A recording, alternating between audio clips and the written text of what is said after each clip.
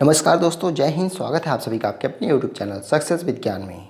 एक कदम सफलता की ओर। दोस्तों, ग्राम पंचायत अधिकारी के लिए पंचायती राज व्यवस्था, जिसका दूसरा चैप्टर पंचायतों का वर्तमान स्वरूप है, उसकी थियरी हो चुकी है। और इस वीडियो में हम लोग यूथ कंपटीशन टाइम्स में जितने भी ऑब्जेक्टिव क्वेश्चन दिए गए हैं वो करेंगे, पूरा डिस्क्रिप्शन के साथ।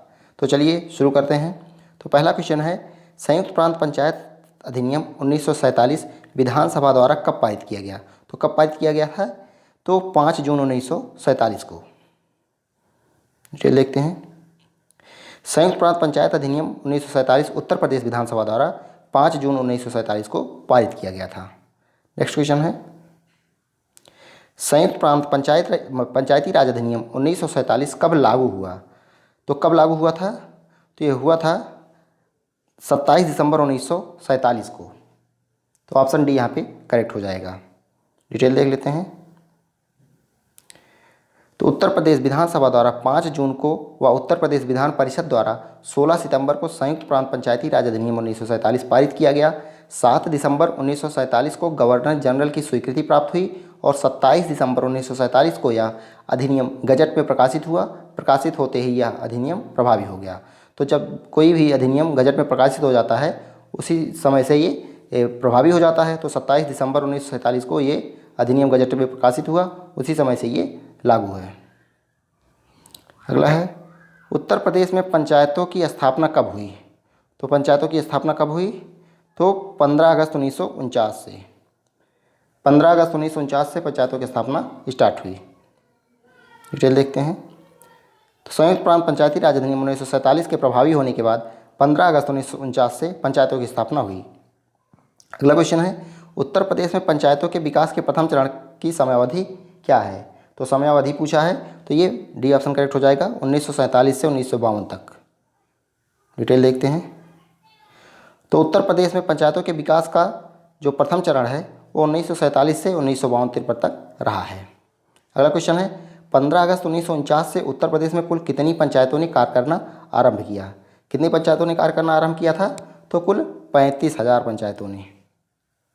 डिटेल देखते हैं। तो 15 अगस्त 1949 से उत्तर प्रदेश की 35,000 पंचायतों ने कार्य करना प्रारंभ किया था। अगला क्वेश्चन है, भारतीय संविधान का अनुच्छेद 243 टा जो है किससे संबंधित है? यानी 243 के की बात हो रही है यहाँ पे। तो ये संबंधित है राज्य निर्वाचन आयोग से। ऑप्शन बी यहाँ पे करेक्ट हो जाएगा। देख सकते हैं आप, संविधान का अनुच्छेद 243 टा या 243 के जो है पंचायतों के लिए राज्य निर्वाचन आयोग के गठन का प्रावधान करता है। अगला क्वेश्चन है, पंचायती विकास का द्वितीय चरण कब शुरू हुआ?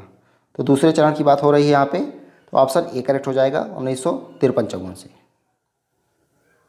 डिटेल देख लेते हैं थोड़ा। उत्तर प्रदेश में पंचायतों के विकास का द्वितीय चरण जो है 1953-54 से 1959-60 तक चला। अगला क्वेश्चन है, उत्तर प्रदेश में गांव सभा व गांव समाज के क्षेत्रीय इकाई का सम्मेलन कब किया गया था? तो 1955 में। डिटेल देखते हैं। पंचायतों के विकास के द्वितीय चरण के दौरान 1955 में पंचायतों का दूसरा आम चुनाव संपन्न हुआ, जिसमें गांव सभा व गांव समाज के क्षेत्राधिकार को एक कर दिया गया। तो 1955 में जो है पंचायतों का दूसरा आम चुनाव संपन्न हुआ था, उसी में गांव सभा और गांव समाज के क्षेत्राधिकार को एक कर दिया गया था। यहीं पे अगला क्वेश्चन है, पंचायत अदालतों का नाम परिवर्तन कर न्याय पंचायत किस वर्ष किया गया? इंपॉर्टेंट क्वेश्चन है। तो ये 1955 में। ऑप्शन डी यहाँ पे करेक्ट हो जाएगा। डिटेल देखते हैं। तो वही दिया गया है, 1955 के चुनाव के बाद पंचायत अदालतों का नाम जो है न्याय पंचायत कर दिया गया। पंचायतों के अंतर्गत गांवों को आत्मनिर्भर तथा संपन्न बनाने के उद्देश्य से ग्राम पंचायत क्षेत्रों में कृषि उत्पादन तथा कल्याण उप समितियों का गठन किस वर्ष किया गया? ये भी इंपॉर्टेंट क्वेश्चन है। तो यहाँ पे ऑप्शन ए करेक्ट हो जाएगा, 1960-61 में।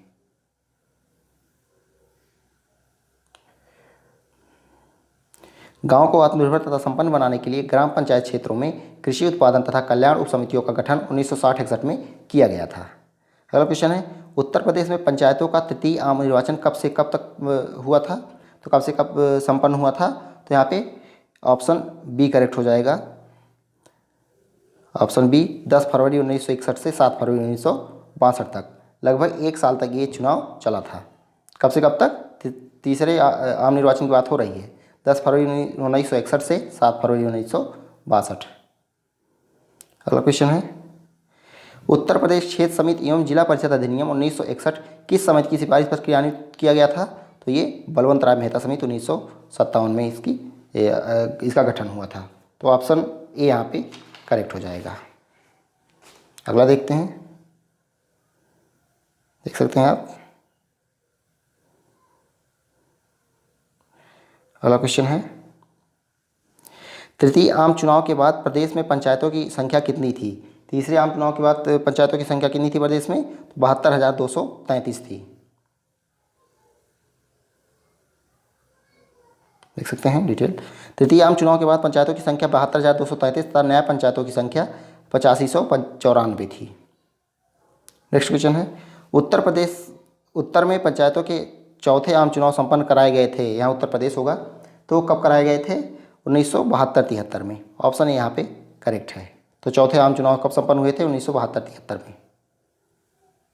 अगला है, चौथे आम चुनाव के बाद प्रदेश में ग्राम पंचायतों एवं न्याय पंचायतों की संख्या कितनी थी? चौथे आम चुनाव की बात हो रही है, तो ग्राम पंचायतों और न्याय पंचायतों की संख्या कितनी हो गई थी? तो यहाँ पे ऑप्शन डी करेक्ट है। तो ग्राम पंचायतों की संख्या थी 72,834 और न्याय पंचायतों की संख्या जो थी 8,792। याद रखिएगा, 72,834 और 87,92, ऐसे डायरेक्ट याद रखिएगा।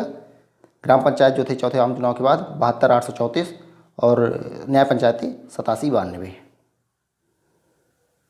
नेक्स्ट है, तो चौथा निर्वाचन कब हुआ था? वर्ष 1972-73 में।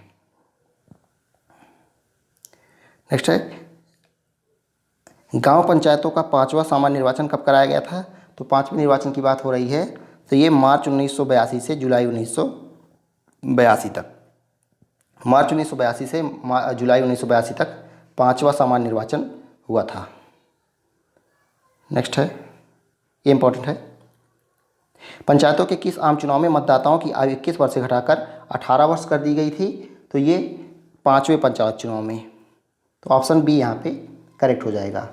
1982 की बात हो रही है, तो देख सकते हैं आप यहाँ पे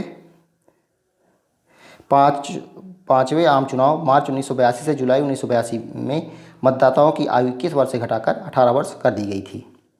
अगला है, पंचायत के विकास का 5वां चरण कब से कब तक था? 5वां चरण कब से कब तक था? तो 1983-84 से 1992-93। यहाँ पे विकास का चरण पूछ रहा है, तो विकास का 5वां चरण जो है पंचायतों का 1983-84 से लेके 1992-93 है। नेक्स्ट है, पंचायतों का 6वां सामान्य निर्वाचन किस वर्ष आयोजित किया गया था? 6वें सामान्य निर्वाचन की बात हो रही है, तो ये 1988 में आयोजित किया गया था। ऑप्शन डी यहाँ पे करेक्ट है। नेक्स्ट क्वेश्चन देखते हैं, पंचायती राज अधिनियम में संशोधन कर गांव पंचायतों में महिलाओं के लिए 30% आरक्षण की व्यवस्था किस वर्ष की गई थी? तो किस वर्ष की गई थी? 1988 में। नेक्स्ट है, पंचायतों में प्रत्येक गांव पंचायत में कम से कम एक अनुसूचित जाति की महिला को प्रतिनिधित्व किस वर्ष प्रदान किया गया? किस वर्ष प्रदान किया गया था? तो 1988 में। नेक्स्ट है, पंचायतों को संवैधानिक दर्जे की प्राप्ति ग्राम पंचायतों के विकास के किस चरण में हुई? ये भी इंपॉर्टेंट क्वेश्चन है। तो ये 6वां चरण है,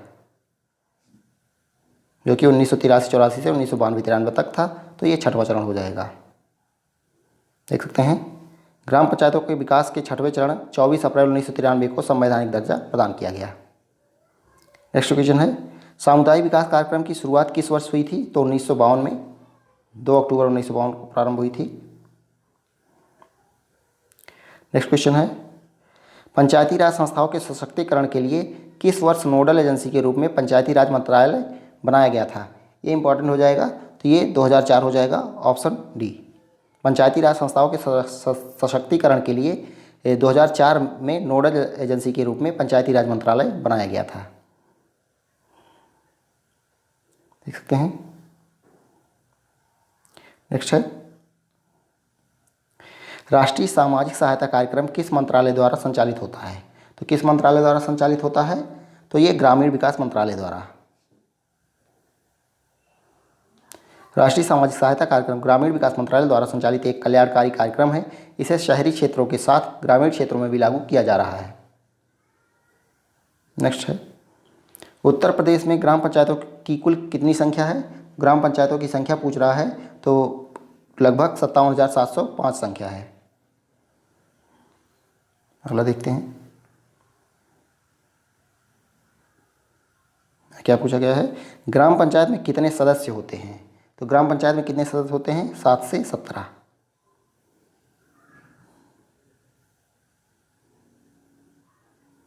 ग्राम पंचायत में सदस्यों की संख्या 7 से 17 तक होती है। कभी कभी समूह बड़े होते हैं लेकिन कभी भी 7 से कम संख्या नहीं होती है। वैसे नॉर्मली तो 9 ही संख्या मिनिमम होती है 1000 जनसंख्या पे। उसके बाद 3000 से ज़्यादा जनसंख्या पे 15 जो है सदस्य होते हैं। तो 9 से लेके 15 तक होती है, लेकिन यहाँ पे 7 से 17 दिया गया है। ग्राम पंचायत के कार्य व मत का उल्लेख पंचायत राज अधिनियम की किस धारा में किया गया है? यहाँ पूछ रहा है ग्राम पंचायत के कार्य व मत का उल्लेख पंचायत राज अधिनियम की किस धारा में है? तो किस धारा में है? यहाँ पे ऑप्शन ए करेक्ट हो जाएगा, धारा 15 व 16 में। तो कार्य जो ग्राम पंचायत का धारा 15 में है, जो कि मत जो है धारा 16 में है। नेक्स्ट है, किस धारा में उल्लिखित है कि ग्राम पंचायत अपने क्षेत्र के बाहर के संगठनों को चंदा देती है? पिछला चैप्टर आप अगर देखे होंगे वीडियो तो आपको समझ में आ गया होगा। तो ऑप्शन डी करेक्ट होगा, धारा 16A। धारा 16A के तहत बाहरी संगठनों को चंदा देने की शक्ति ग्राम पंचायत को प्राप्त है। नेक्स्ट है, आज़ादी के पश्चात किसने पंचायती राज व्यवस्था की स्थापना की बात की थी? तो ये महात्मा गांधी जी थे। राष्ट्रपिता महात्मा गांधी ने आज़ादी के पश्चात जिस स्वर्णिम भारत की कल्पना की थी उनमें से एक था पंचायती राज व्यवस्था की स्थापना। गांधी जी चाहते थे कि स्थानीय निकाय इतने सशक्त हो जाएं कि ग्राम स्तर पर ही सारी समस्याओं का निदान किया जा सके। नेक्स्ट क्वेश्चन है, पंचायती राज व्यवस्था के अंतर्गत पंचायतों को सशक्त बनाने का अधिकार किसके द्वारा प्रदत्त है? किसके द्वारा प्रदत्त है? तो ये संविधान द्वारा। नेक्स्ट है, भारत में पंचायती राज व्यवस्था की स्थापना कब हुई थी? तो कब हुई थी? यहाँ पे 1959 में राजस्थान के नागौर जिले से। डिटेल देख लेते हैं। भारत में पहली बार पंचायती राज व्यवस्था राजस्थान द्वारा 1959 में नागौर जिले में, उसके पश्चात आंध्र प्रदेश द्वारा लागू की गई थी। तो गांव पूछ ले तो बगदरी गांव से। अगला क्वेश्चन देखते हैं। यहाँ पे पंचायती राज व्यवस्था के तहत सही सुमेलित है, तो सही सुमेलित पूछा गया है। तो यहाँ पे बलवंत राय मेहता समिति दिया गया है 1977, नहीं ये 1957 था। बलवंत राय मेहता 1957, अशोक मेहता 1977 था, तो गलत है। जीवी के राव समिति 1985 था। सॉरी, यहाँ पे मिलान करना है, तो मिलान देखते हैं यहाँ पे। जी, मिलान करना है तो बलवंत राय मेहता 1957 हो जाएगा, अशोक मेहता 1977 हो जाएगा, जीवी के राव 1985 हो जाएगा, एल.एम. सिंह 1986 हो जाएगा। यहाँ पे सही नहीं देखना, मिलान करना था, देख सकते हैं आप। नेक्स्ट है, पंचायती राज अधिनियम कब पारित किया गया था? पंचायती राज अधिनियम कब पारित किया गया था? तो यहाँ पे ऑप्शन सी यहाँ पे करेक्ट हो जाएगा, 2 सितंबर 1959 को। पंचायती राज अधिनियम 2 सितंबर 1959 को पारित किया गया था। बलवंत राय मेहता समिति संबंधित है, किससे संबंधित है? तो ये पंचायती राज व्यवस्था से, ऑप्शन ये यहाँ पे करेक्ट हो जाएगा। पंचायती राज व्यवस्था में सुधार हेतु गठित समितियाँ कौन सी हैं? तो जीवी के राव समिति कब गठन हुआ था? 1985 में। बलवंत राय मेहता समिति 1957, अशोक मेहता समिति 1977, तो उपयुक्त सभी हो जाएगा ऑप्शन डी। पंचायती राज व्यवस्था का उल्लेख भारतीय संविधान के किस अनुच्छेद में किया गया है? तो किस अनुच्छेद में है? अनुच्छेद 243, ऑप्शन डी यहाँ पे करेक्ट हो जाएगा। पंचायतों के कार्य एवं शक्तियों का वर्णन किस अनुसूची में है? तो ये 11वीं अनुसूची हो जाएगी, जिसमें टोटल 29 विषय हैं। नेक्स्ट क्वेश्चन है, देख सकते हैं, 73वें संविधान संशोधन द्वारा 1993 में 11वीं अनुसूची जोड़ी गई थी। 73वें संविधान संशोधन अधिनियम 1992 के तहत किस प्रकार के उपबंध किए गए हैं? केवल आदेशात्मक, केवल स्वविवेकी या फिर दोनों? तो ऑप्शन सी हो जाएगा, आदेशात्मक व स्वविवेकी दोनों। नेक्स्ट क्वेश्चन देखते हैं। पंचायत में सभी स्तरों पर संबंधित प्रादेशिक चुनाव क्षेत्र के से किस तरह से चुने हुए लोग शामिल होंगे? तो ये जो है यहाँ पे पंचायत पूछा है, तो ऑप्शन डी हो जाएगा, प्रत्यक्ष मतदान द्वारा। नेक्स्ट है, पंचायतों का कार्यकाल 5 वर्ष नियत किया जाना किस तरह का उपबंध है? तो ये आदेशात्मक है। ऑप्शन बी यहाँ पे करेक्ट हो जाएगा। नेक्स्ट है, 20 लाख से कम जनसंख्या वाले राज्यों को छोड़कर सभी राज्यों एवं संघ शासित क्षेत्रों में मध्यवर्ती स्तर की पंचायत का गठन वर्णित है, तो किसमें? तो यहाँ पे ऑप्शन ए करेक्ट हो जाएगा, केवल आदेशात्मक उपबंध है। यानी कि 20 लाख से कम जनसंख्या वाले जो राज्य हैं वहाँ पे 3 स्तरीय जो है जो पंचायत व्यवस्था नहीं होगी, और बाकी अगर 20 लाख से अधिक है जनसंख्या तो तीनों स्तर होने चाहिए। यानी मध्यवर्ती स्तर अगर 20 लाख से कम है राज्य की जनसंख्या तो नहीं होती है। तो ये आदेशात्मक उपबंध है। देख सकते हैं, 20 लाख से कम जनसंख्या वाले राज्यों को छोड़कर सभी राज्यों एवं संघ शासित क्षेत्रों में मध्यवर्ती स्तर की पंचायत का गठन किया जाना एक आदेशात्मक उपबंध है। नेक्स्ट है, 73वां संविधान संशोधन अधिनियम के अंतर्गत निम्न में से कौन आदेशात्मक उपबंध का भाग नहीं है? नहीं ये पूछा है, तो पंचायत के सभी सदस्यों को पंचायत की बैठक में मतदान का अधिकार होगा, ये तो आदेशात्मक है। दूसरा है, ग्राम सभा की स्थापना, ये भी आदेशात्मक है। तीसरा है, पंचायतों का नियत कार्यकाल, ये भी आदेशात्मक है। चौथा है, ग्राम सभा की शक्तियाँ और कार्य, तो ये गलत हो जाएगा, ये विवेकाधीन है। ये जो है राज्य सरकार तय करती है, राज्य का विधानमंडल तय करता है। तो ऑप्शन डी यहाँ पे सही होगा। देख सकते हैं, पंचायत राज सूची का विषय है, इसलिए ग्राम सभा की शक्तियाँ एवं कार्य राज्यों के स्वविवेक पर निर्भर है, इसीलिए यह एक स्वविवेकी प्रावधान है। अगला क्वेश्चन है, निम्नलिखित प्रावधानों में से कौन सा प्रावधान राज्य के विवेक पर आधारित है? तो स्वविवेकी कौन सा है? ग्राम पंचायत अध्यक्ष के चुनाव का माध्यम, ये भी स्वविवेक पर आधारित है। दूसरा, राज्य वित्त आयोग का गठन,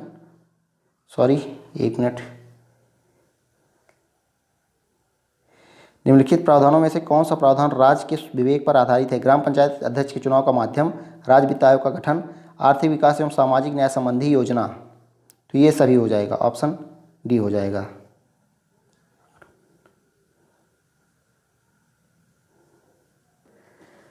तो इस क्वेश्चन में थोड़ा मिसप्रिंट है, इसमें दिया गया है निम्नलिखित प्रावधानों में कौन सा प्रावधान राज्य के विवेक पर आधारित है? तो ग्राम पंचायत अध्यक्ष के चुनाव का माध्यम, ये तो राज्य के विवेक पर आधारित है। आर्थिक विकास एवं सामाजिक न्याय संबंधी योजनाएं, ये भी राज्य के विवेक पर आधारित है। जबकि राज्य वित्त आयोग का गठन जो है ये आदेशात्मक उपबंध है, तो ये यहाँ पे गलत दिया गया है। अगर यहाँ पे ऐसा होता है कौन सा प्रावधान जो है राज्य के विवेक पर आधारित नहीं है, तो ऑप्शन बी यहाँ पे करेक्ट हो जाता। तो ग्राम पंचायत के अध्यक्ष का माध्यम जो है, चुनाव का माध्यम, ये राज्य के विवेक पर आधारित है या स्वविवेकी है, और आर्थिक विकास एवं सामाजिक न्याय संबंधी योजनाएं भी स्वविवेकी है। जबकि राज्य वित्त आयोग का गठन जो है ये आदेशात्मक है। तो यहाँ पे ऑप्शन गलत दिया गया है, तो ये ध्यान दीजिएगा। नेक्स्ट है, भारतीय संविधान का कौन सा अनुच्छेद पंचायतों के स्वशासन स्वरूप का वर्णन करता है? तो भारतीय संविधान का कौन सा अनुच्छेद पंचायतों के स्वशासन स्वरूप का वर्णन करता है? तो यहाँ पे ऑप्शन सी करेक्ट हो जाएगा, 243(छ) या 243(जी) की बात हो रही है यहाँ पे, 243(जी). अगला है,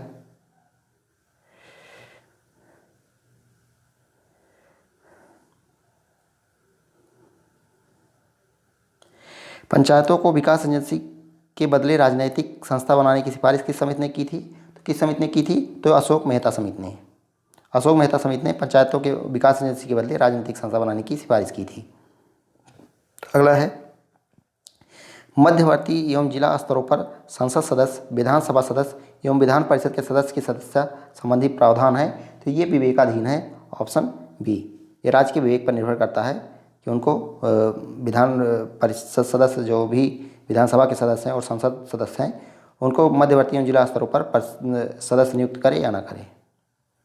देख सकते हैं, तो 73वें संविधान संशोधन अधिनियम 1992 के स्वविवेकी प्रावधान के तहत संसद, विधानसभा एवं विधान परिषद के सदस्यों को मध्यवर्ती एवं जिला स्तर के जातियों की सदस्यता दिया जा सकता है, ये स्वविवेकी है। नेक्स्ट क्वेश्चन है, 73वें संविधान संशोधन अधिनियम 1992 के तहत राज्यों के विवेकाधीन शक्तियों में शामिल नहीं है, तो शामिल नहीं है पूछा गया है यहाँ पे। तो ग्राम पंचायत के अध्यक्ष के चुनाव का माध्यम ये शामिल है। पिछड़े वर्गों के लिए सीटों का आरक्षण ये भी शामिल है। सामाजिक न्याय संबंधी योजनाएं भी शामिल है। राज्य चुनाव आयोग का गठन, तो ये आदेशात्मक है, स्वाविवेकी नहीं है। तो ऑप्शन डी यहाँ पे सही हो जाएगा। नेक्स्ट है, ग्राम सभा के संबंध में निम्नलिखित में से असत्य कथन को पहचानिए। असत्य कथन को देखना है। तो ग्राम सभा की शक्तियों एवं कृत्यों का उल्लेख 243 ख में किया गया है, तो ये गलत दिया गया है, क्योंकि 243 क में दिया गया है। दूसरा है, ग्राम सभा का अनुच्छेद 243 में परिभाषित किया गया है,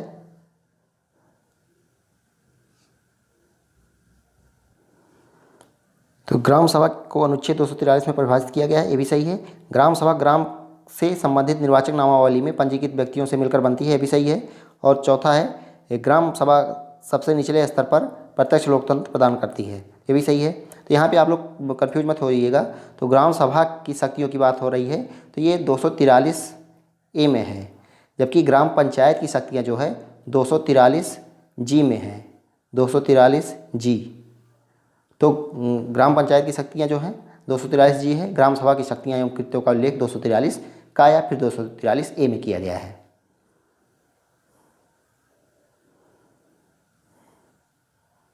नेक्स्ट है, पंचायतों की शक्तियों का निर्धारण किसके द्वारा किया जाता है। तो पंचायतों की शक्तियों का निर्धारण जो है ये राज्य विधानमंडल द्वारा किया जाता है। ऑप्शन डी यहाँ पे सही है। नेक्स्ट है, पंचायतों की संरचना से संबंधित प्रावधान संविधान के किस अनुच्छेद में वर्णित है। तो ये 243 ग में, यहाँ संरचना की बात हो रही थी। पंचायत की संरचना है 243 सी में। डिटेल देखेंगे इसकी।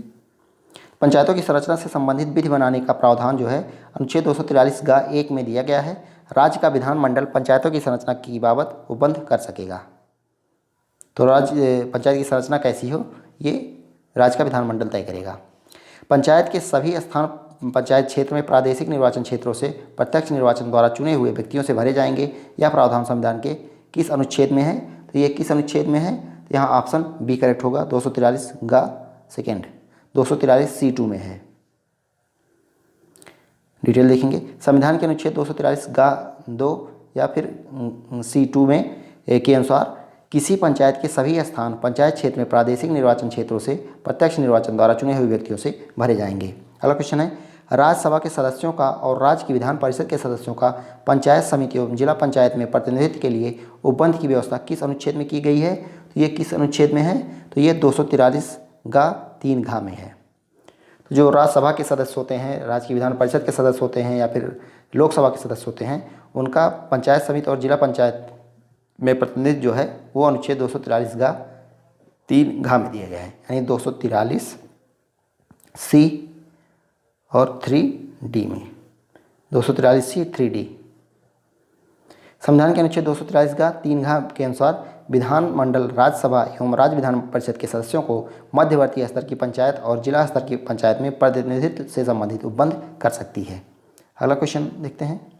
तो भारतीय संविधान का अनुच्छेद 343 ग 4 संबंधित है, तो ये किससे संबंधित है। तो ये पंचायत के अध्यक्ष व सदस्यों का पंचायतों के अधिवेशनों में मत देने का अधिकार, तो ये ऑप्शन सी करेक्ट हो जाएगा।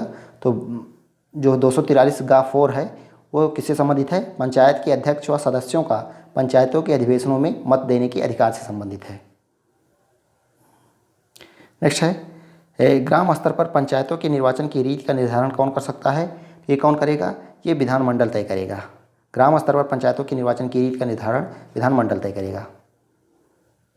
नेक्स्ट है, मध्यवर्ती स्तर या जिला स्तर पर किसी पंचायत के अध्यक्ष का निर्वाचन किसके द्वारा किया जाता है। तो ये निर्वाचित सदस्यों द्वारा अपने में से, ऑप्शन सी करेक्ट हो जाएगा। तो ब्लॉक लेवल पर पंचायत समिति में जो है ब्लॉक प्रमुख का चुनाव BDC करते हैं और जिला पंचायत अध्यक्ष जो जिला लेवल पे होता है उसका चुनाव जिला पंचायत सदस्य करते हैं। अगला क्वेश्चन देखते हैं। मध्यवर्ती स्तर या जिला स्तर के किसी पंचायत के निर्वाचन संबंधी प्रावधान वर्णित है, तो किसमें वर्णित है, अनुच्छेद 243 ग 5 का 243 C 5B में, ये ध्यान रखिएगा। तो मध्यवर्ती स्तर या जिला स्तर की किसी पंचायत के निर्वाचन संबंधी प्रावधान जो वर्णित है 243 गा 5 खा यानी 243 सी 5 बी में।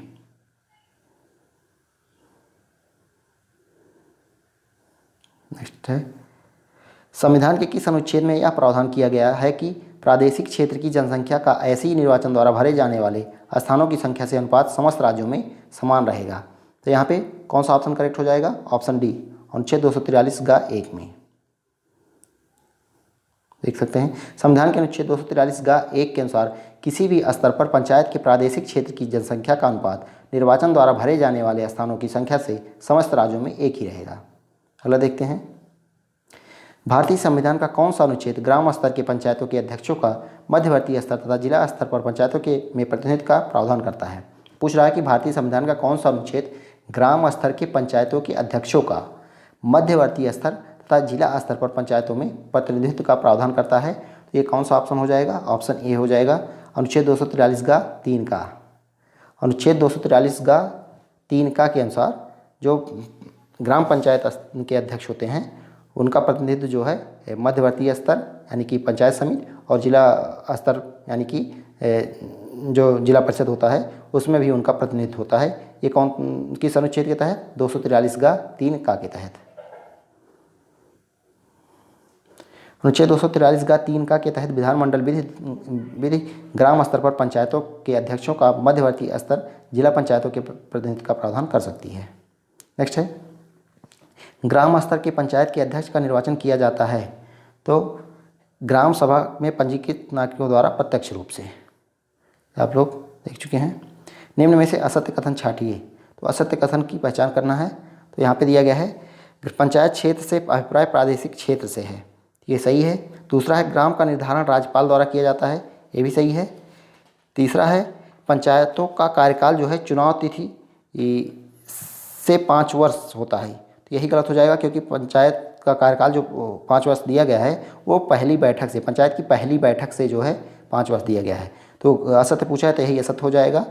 और चौथा है जनसंख्या से तात्पर्य पूर्ववर्ती जनगणना से, ये भी सही है। तो इसमें असत्य पूछा है तो सी वाला असत्य होगा।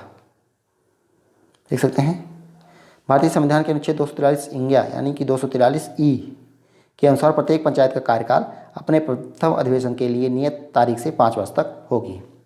तो जो है पंचायत का कार्यकाल दिया गया है 243 ई में।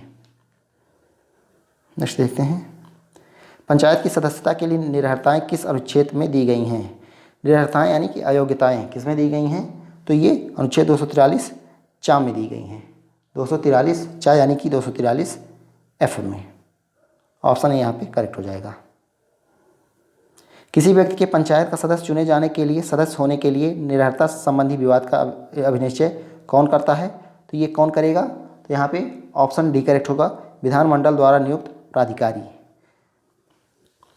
कोई जो है अयोग्य है इसका निर्धारण कौन करेगा? तो विधानमंडल द्वारा नियुक्त प्राधिकारी।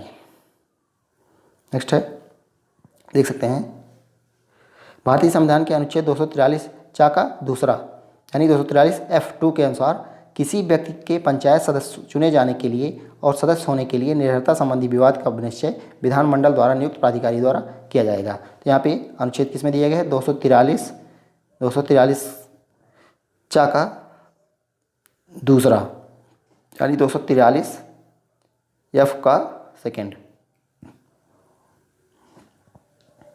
नेक्स्ट है, संविधान के किस अनुच्छेद में यह वर्णन है कि कोई व्यक्ति 21 वर्ष की आयु प्राप्त कर लिया है तो वह पंचायत के निर्वाचन में भाग ले सकता है? तो यहाँ पे जो है ऑप्शन बी करेक्ट हो जाएगा, 243 चा 1 का। संविधान का अनुच्छेद 243 चा जो है पंचायत सदस्य होने की निरर्हताओं से संबंधित है। अनुच्छेद 243 चा 1 का में कहा गया है कि कोई व्यक्ति इस आधार पर निरर्थित नहीं होगा कि उसकी आयु 25 वर्ष से कम है यदि उसने 21 वर्ष की आयु प्राप्त कर लिया है। तो पंचायत चुनाव में जो है चुनाव लड़ने का उम्र जो दिया गया है 21 वर्ष है, ना कि 25 वर्ष। पंचायत के मध्यवर्ती स्तर का निर्धारण किया जाता है तो किसके द्वारा? तो ये ऑप्शन ए करेक्ट हो जाएगा, राज्यपाल द्वारा। अनुच्छेद 243 में परिभाषाएं दी गई हैं जिसके अनुसार मध्यवर्ती स्तर से ग्राम और जिला स्तरों के बीच का ऐसा स्तर प्रेत है जिसे किसी राज्य का राज्यपाल इस भाग के प्रयोजन के लिए अधिसूचना द्वारा मध्यवर्ती स्तर घोषित करें। तो ये राज्यपाल घोषित करता है। नेक्स्ट क्वेश्चन है, भारतीय संविधान के किस अनुच्छेद में पंचायत को परिभाषित किया गया है? पंचायत की परिभाषा किस अनुच्छेद में दी गई है? तो अनुच्छेद 243 में दी गई है। ऑप्शन डी करेक्ट है। देख सकते हैं, भारतीय संविधान का अनुच्छेद 243 परिभाषाओं से संबंधित है, जिसके अनुसार पंचायत से ग्रामीण क्षेत्रों के लिए अनुच्छेद 243 खा के अधीन गठित स्वायत्त शासन की कोई संस्था प्रेरित है। अगला क्वेश्चन है, निम्नलिखित में असत्य कथन पहचानिए। असत्य देखना है। तो पहला दिया गया है, प्रत्येक पंचायत अपने प्रथम अधिवेशन के लिए नियत तारीख से 5 वर्ष तक बनी रहेगी। ये तो सही है। असत्य देखना है आपको, तो ये सही है। दूसरा, पंचायत अपनी अवधि पूर्व से विघटित हो सकती है। ये भी सही है। अगला जो है, पंचायत के विघटन के तारीख से 6 मास की अवधि के पूर्व पंचायत का चुनाव कराया जाना चाहिए। ये भी सही है। लास्ट है, विघटित पंचायत की शेष अवधि 1 वर्ष से कम है तो कोई निर्वाचन करवाना आवश्यक नहीं है। तो ये गलत हो जाएगा, क्योंकि यहाँ पे विघटित पंचायत की शेष अवधि 1 वर्ष दिया गया, जबकि 6 माह से अगर कम है तो निर्वाचन करवाना आवश्यक नहीं होता है। देख सकते हैं, भारतीय संविधान का अनुच्छेद 243 या 243 ई जो है पंचायतों की अवधि का वर्णन करता है। यदि पंचायत का विघटन हो जाता है तो शेष अवधि यदि 6 माह से कम है तो निर्वाचन कराना आवश्यक नहीं होगा। नेक्स्ट क्वेश्चन है, किसी पंचायत की अवधि की समाप्ति से पूर्व पंचायतों का विघटन जो है, विघटन पर गठित पंचायत की अवधि होती है तो शेष अवधि जितनी भी अवधि बची रहती है, यानी अगर 3 साल तक कोई पंचायत जो रही है उसके बाद विघटित हो जाती है 3 साल बाद, 2 साल बचा तो जो नई पंचायत गठित होगी वो 2 साल के लिए ही होगी। किसी पंचायत की अवधि की समाप्ति के पूर्व उस पंचायत के विघटन पर गठित कोई पंचायत उस अवधि में केवल शेष भाग तक कार्य करेगी। नेक्स्ट है, निम्न कथनों में असत्य कथन को पहचानिए। तो असत्य कथन आपको बताना है। तो यहाँ पे देखते हैं। तो पहला है, ग्राम स्तर पर किसी पंचायत के अध्यक्ष का चुनाव पंचायत सदस्यों द्वारा अपने में से किया जाता है। तो यही गलत हो जाएगा, क्योंकि ग्राम स्तर पर जो है अध्यक्ष का चुनाव जो होता है वो डायरेक्ट जनता द्वारा किया जाता है वोटिंग के माध्यम से। तो ये गलत हो जाएगा। दूसरा है, ग्राम स्तर पर किसी पंचायत के अध्यक्ष के निर्वाचन संबंधी रीति विधानमंडल द्वारा निश्चित की जाती है। ये सही है। तीसरा है, मध्यवर्ती स्तर पर अध्यक्ष का चुनाव सदस्यों द्वारा अपने में से की जाती है। ये भी सही है। लास्ट है, जिला स्तर पर पंचायत अध्यक्ष का निर्वाचन सदस्यों द्वारा अपने में से किया जाता है। सभी यहाँ पे सही है। तो असत्य पूछा है तो यही असत्य हो जाएगा, क्योंकि ग्राम पंचायत का अध्यक्ष जो होता है वो डायरेक्ट जनता द्वारा चुना जाता है, ना कि सदस्यों द्वारा। नेक्स्ट है, पंचायतों द्वारा कर अधिरोपित करने की शक्तियों का निर्धारण कौन कर सकता है? तो ये कौन करेगा? तो ये राज्य का विधानमंडल तय करेगा। ऑप्शन बी यहाँ पे करेक्ट है। भारतीय संविधान के अनुच्छेद 243 जा, तो भारतीय संविधान का जो है अनुच्छेद 243 जा यानी कि 243 एच की बात हो रही है यहाँ पे। 243 एच जो है के तहत किसी राज्य का विधानमंडल विधि द्वारा पंचायतों को कर अधिरोपित करने व वसूलने के अधिकार का नियमन कर सकती है। तो ग्राम पंचायत का कर आरोपित करने की शक्ति जो है 243 एच में है, 243 एच या फिर 243 जा में। संविधान के किस अनुच्छेद में राज्य की संचित निधि से पंचायतों के लिए सहायता दिए जाने का उपबंध है? तो दिया गया है, संविधान के किस अनुच्छेद में राज्य की संचित निधि से पंचायतों के लिए सहायता दिए जाने का उपबंध है? तो यहाँ पे ऑप्शन ए करेक्ट हो जाएगा, 243 जा गा यानी 243 एच सी।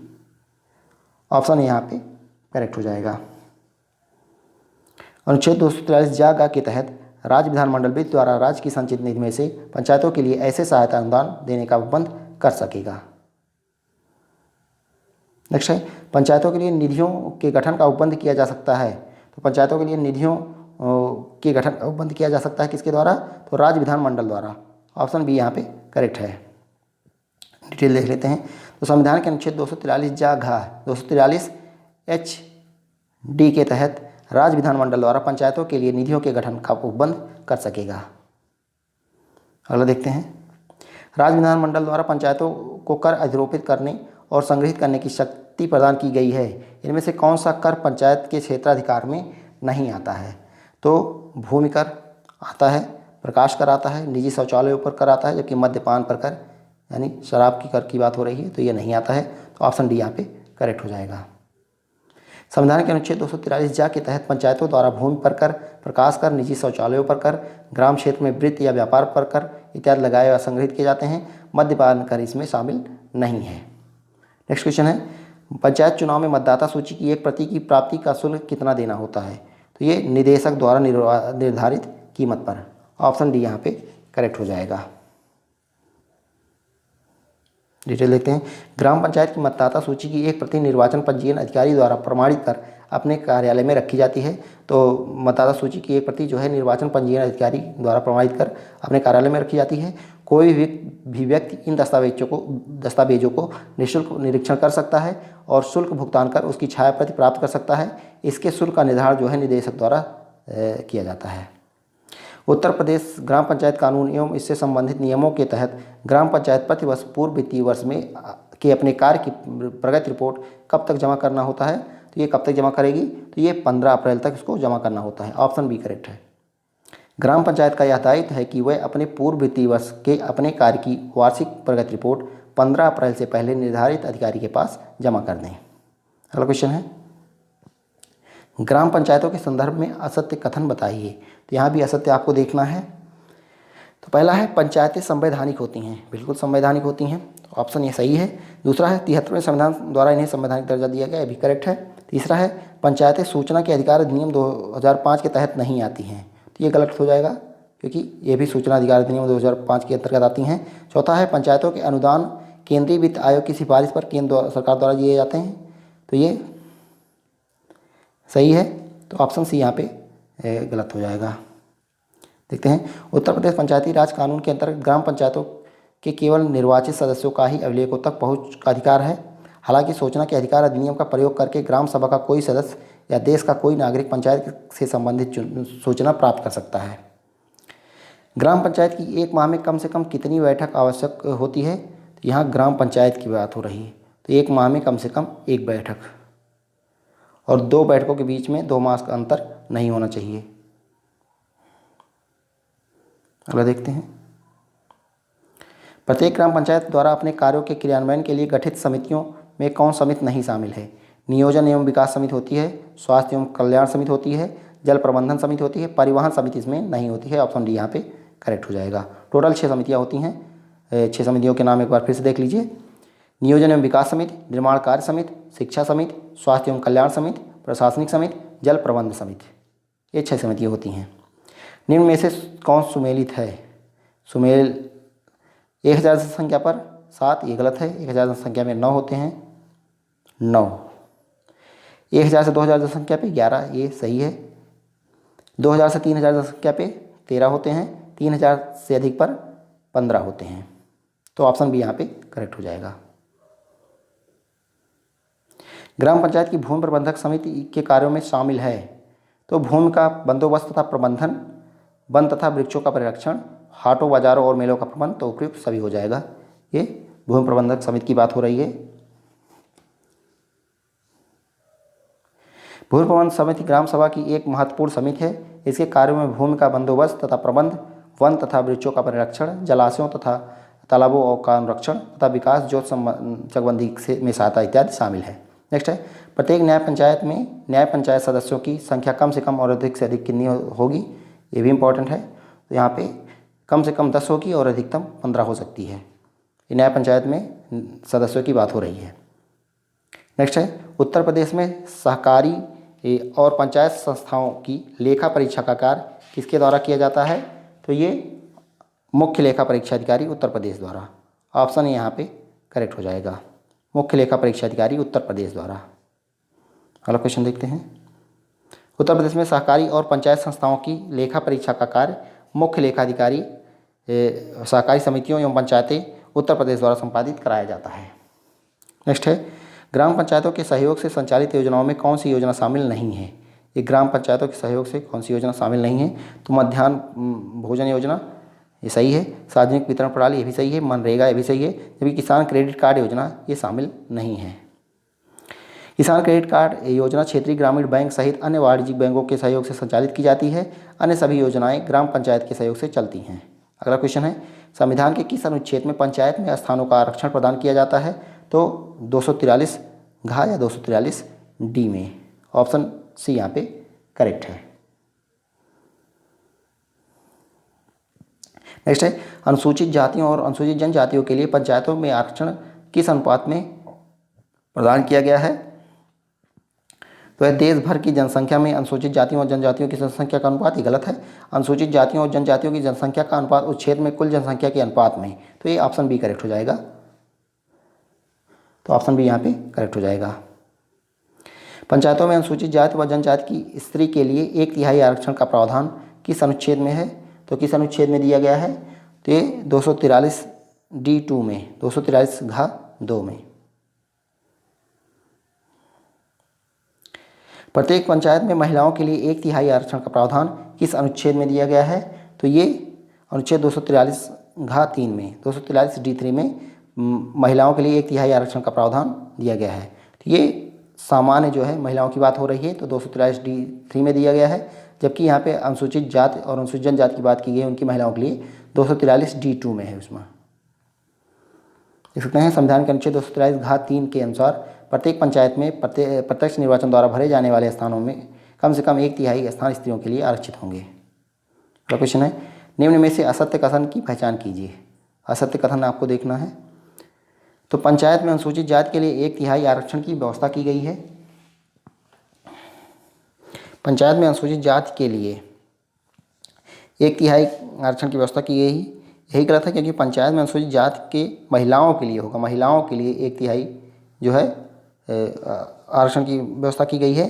दूसरा है, पंचायत में अनुसूचित जनजातियों के लिए भी 1/3 आरक्षण की व्यवस्था की सुविधा है। तीसरा है, अनुसूचित जाति व जनजाति की महिलाओं को 50% आरक्षण दिया जा सकता है। और चौथा है, महिलाओं के लिए आरक्षण का अनुपात राज्य विधानमंडल द्वारा 1/3 से अधिक किया जा सकता है। तो यहाँ पे कुछ गड़बड़ लग रहा है, क्योंकि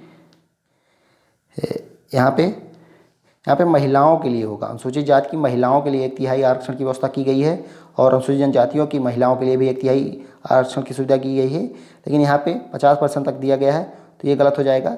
यहाँ पे मिसप्रिंट हुआ है, यहाँ बीच में महिलाओं का, महिलाओं के लिए पंचायत में अनुसूचित जाति की महिलाओं के लिए 1/3 आरक्षण है, और अनुसूचित जनजातियों की महिलाओं के लिए भी 1/3 आरक्षण है, जबकि यह तीसरे वाले में दिया गया अनुसूचित जाति व जनजाति की महिलाओं को 50% आरक्षण दिया जा सकता है, ये असत्य है। और चौथा दिया गया महिलाओं के लिए आरक्षण का अनुपात राज्य विधानमंडल द्वारा 1/3 से अधिक किया जा सकता है, ये भी सही है। तो ये मिसप्रिंट हो गया है ऊपर वाले में, तो दोनों सही हैं, उनमें महिलाओं की बात हो रही है, जबकि तीसरा वाला ऑप्शन यहाँ पे गलत है। देख सकते हैं, पंचायत में महिलाओं के लिए न्यूनतम 1/3 आरक्षण की सुविधा है, जिसे राज्य विधानमंडल द्वारा बढ़ाया जा सकता है, लेकिन अनुसूचित जाति व जनजाति की महिलाओं के लिए आरक्षण की सुविधा कुल महिलाओं के लिए आरक्षण अनुपात में ही शामिल होता है, अलग से 50% आरक्षण की सुविधा नहीं है। अगला है, पंचायतों में अन्य पिछड़े वर्गों के लिए दिए जाने वाला आरक्षण राज्य के किस उपबंध के तहत है? तो यह स्वविवेकी है, राज्य के ऊपर निर्भर है कि ओबीसी को आरक्षण दे या ना दे। भारतीय संविधान के किस अनुच्छेद में अन्य पिछड़ा वर्ग के लिए आरक्षण की सुविधा दी गई है? तो किस में दी गई है? यहाँ पे अनुच्छेद 243(6) में, 243D(6) में ये ओबीसी के आरक्षण की बात की गई है पंचायत में, तो यह 243D(6) में। अनुच्छेद 243(6) किसी राज्य विधानमंडल को अन्य पिछड़े वर्ग के नागरिकों को पंचायत में आरक्षण देने का अधिकार प्रदान करता है। नेक्स्ट है, पंचायत के अध्यक्ष पद हेतु आरक्षण संबंधी विधि बनाए जाने का प्राधिकार है, तो किसके पास है? तो ये राज्य विधानमंडल के पास है। ऑप्शन बी यहाँ पे करेक्ट हो जाएगा। भारतीय संविधान के अनुच्छेद 243(4) के अनुसार, 243D(4) के अनुसार ग्राम या किसी अन्य स्तर पर पंचायतों में अध्यक्षों के पद हेतु अनुसूचित जातियों, जनजातियों और स्त्रियों के लिए पंचायत में आरक्षण के संबंध में राज्य विधानमंडल विधि बना सकती है।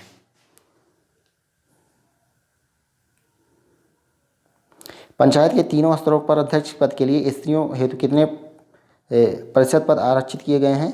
तो 1/3 पद। ऑप्शन ये यहाँ पे करेक्ट हो जाएगा। संविधान के अनुच्छेद 243(4) या कि D4 के अंतर्गत पंचायत अध्यक्षों के 1/3 पद स्त्रियों के लिए आरक्षित होंगे। नेक्स्ट क्वेश्चन है, निम्नलिखित में से असत्य कथन की पहचान कीजिए। असत्य कथन पहचानना है, तो पहला इसमें दिया गया है, पंचायत में अनुसूचित जातियों और जनजातियों के लिए आरक्षित पदों का अनुपात उस पंचायत क्षेत्र में उनकी जनसंख्या के अनुपात में होगा, ये करेक्ट है। दूसरा है, अनुसूचित जातियों व जनजातियों की स्त्रियों के लिए 1/3 स्थान आरक्षित हैं, ये भी सही है। तीसरा है, पंचायतों में अन्य पिछड़े वर्ग के लोगों के लिए आरक्षण प्रदान किया जाना राज्य विधानमंडल की बाध्यता है, ये गलत है, ये स्वविवेकी है, राज्य विधानमंडल चाहे तो दे चाहे ना दे। तो सत्य पूछा तो वही सत्य हो जाएगा। चौथा दिया गया है, पंचायत के अध्यक्षों के पद स्त्रियों के लिए 1/3 आरक्षित होंगे, ये भी सही है। असत्य पूछा है तो सी वाला असत्य है।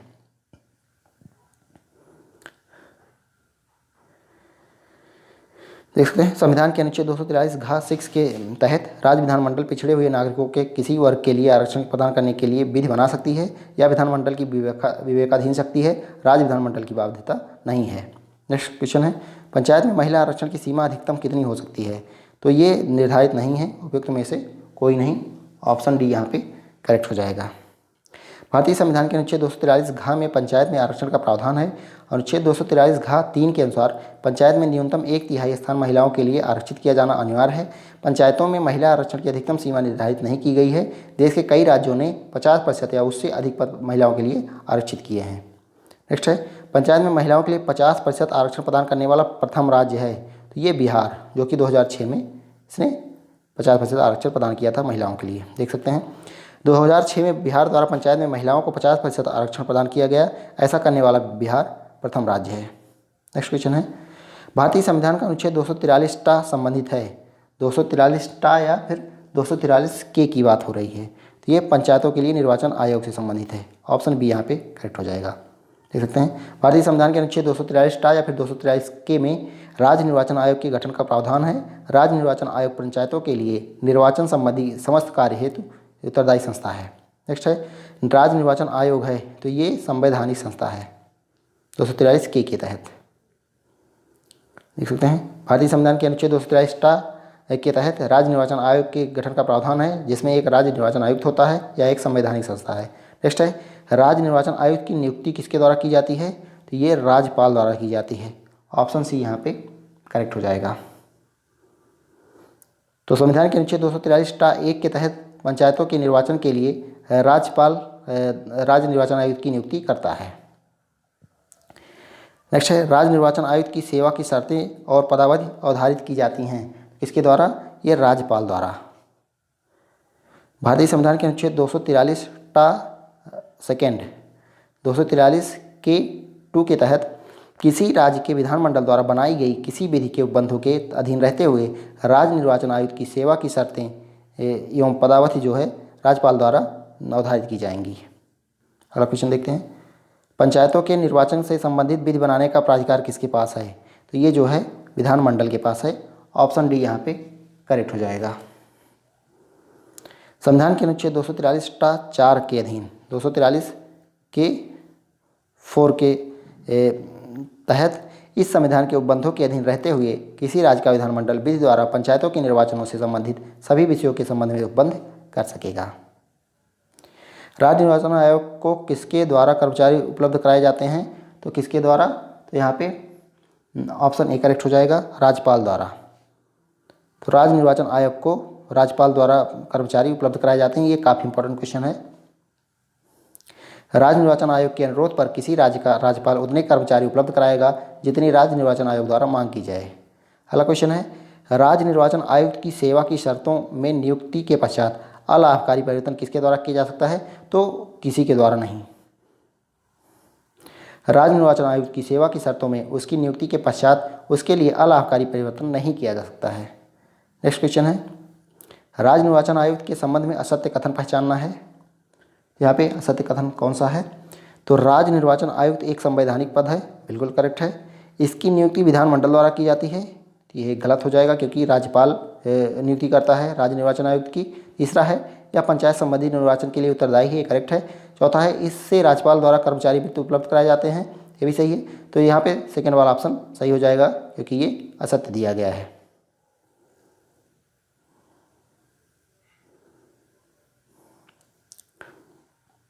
नेक्स्ट है, राज्य निर्वाचन आयुक्त के संबंध में सत्य कथन पहचानिए। यहाँ पे सत्य कथन अब देखना है। पहला है, राज्य निर्वाचन आयुक्त की नियुक्ति मुख्यमंत्री द्वारा की जाती है, तो सत्य कथन पूछा गया है, इसमें असत्य नहीं पूछा गया, तो ये तो असत्य है। दूसरा है, राज्य निर्वाचन आयुक्त राज्यपाल के प्रसाद पर्यंत अपना पद ग्रहण करता है, तो प्रसाद पर्यंत पद नहीं ग्रहण करता है, संविधान द्वारा वो उसका पद है, तो राज्यपाल उसको जो है नियुक्ति केवल करता है। दूसरा है, राज्य निर्वाचन आयुक्त को उसके पद से उसी रीत से और उन्हीं आधारों पर ही हटाया जाएगा जिस रीत से और जिन आधारों पर उच्च न्यायालय के न्यायाधीश को हटाया जाता है, ये भी करेक्ट है, तो यही करेक्ट हो जाएगा। एक करेक्ट है, बाकी ऊपर दोनों गलत हैं। और लास्ट ऑप्शन है राज्य निर्वाचन आयुक्त की सेवा शर्तों में विधानमंडल द्वारा अलाभकारी परिवर्तन किया जा सकता है, तो ये भी गलत हो जाएगा क्योंकि उसकी नियुक्ति के पश्चात उसमें कोई अलाभकारी परिवर्तन नहीं किया जा सकता है। देखते हैं, राज्य निर्वाचन आयुक्त की नियुक्ति राज्यपाल द्वारा की जाती है, उसकी सेवा शर्तों में नियुक्ति के बाद अलाभकारी परिवर्तन नहीं किया जा सकता है। राज्य निर्वाचन आयुक्त को पद से हटाए जाने का प्रावधान उच्च न्यायालय के न्यायाधीश के समान है। ये हो गया। अगला क्वेश्चन देखते हैं, राज्य निर्वाचन आयोग के कार्यों में शामिल है, तो पंचायत निर्वाचन नामावली तैयार करना सही है, निर्वाचनों के संचालन का अधीक्षण सही है, निदेशक और नियंत्रण उपयुक्त सही सभी हो जाएगा, ऑप्शन डी करेक्ट हो जाएगा। भारतीय संविधान के किस अनुच्छेद के तहत पंचायतों के निर्वाचन संबंधी मामलों में न्यायालयों का हस्तक्षेप वर्जित है, तो ये किस अनुच्छेद में दिया गया है, आप 243 ड़ में, 243 ड़ या फिर 243 ओ में, 243 ओ में। भारतीय संविधान के अनुच्छेद 243 ड़ या फिर 243 ओ के तहत पंचायतों के निर्वाचन संबंधी मामलों में न्यायालय द्वारा हस्तक्षेप वर्जित किया गया है। नेक्स्ट है, निम्नलिखित में के अनुच्छेद संविधान के अनुच्छेद 243 घ की कोई बात अनुसूचित जातियों के आरक्षण के संबंध में निम्नलिखित में से किस राज्य में लागू नहीं होगी, तो ये अरुणाचल प्रदेश में, क्योंकि वहाँ पे एससी की संख्या नहीं है इसीलिए। अनुसूचित जातियों के लिए स्थानों के आरक्षण से संबंधित अनुच्छेद 243 घ की कोई बात अरुणाचल प्रदेश राज्य में लागू नहीं होगी। संविधान का अनुच्छेद 243 इंग्या संबंधित है, 243 इंग्या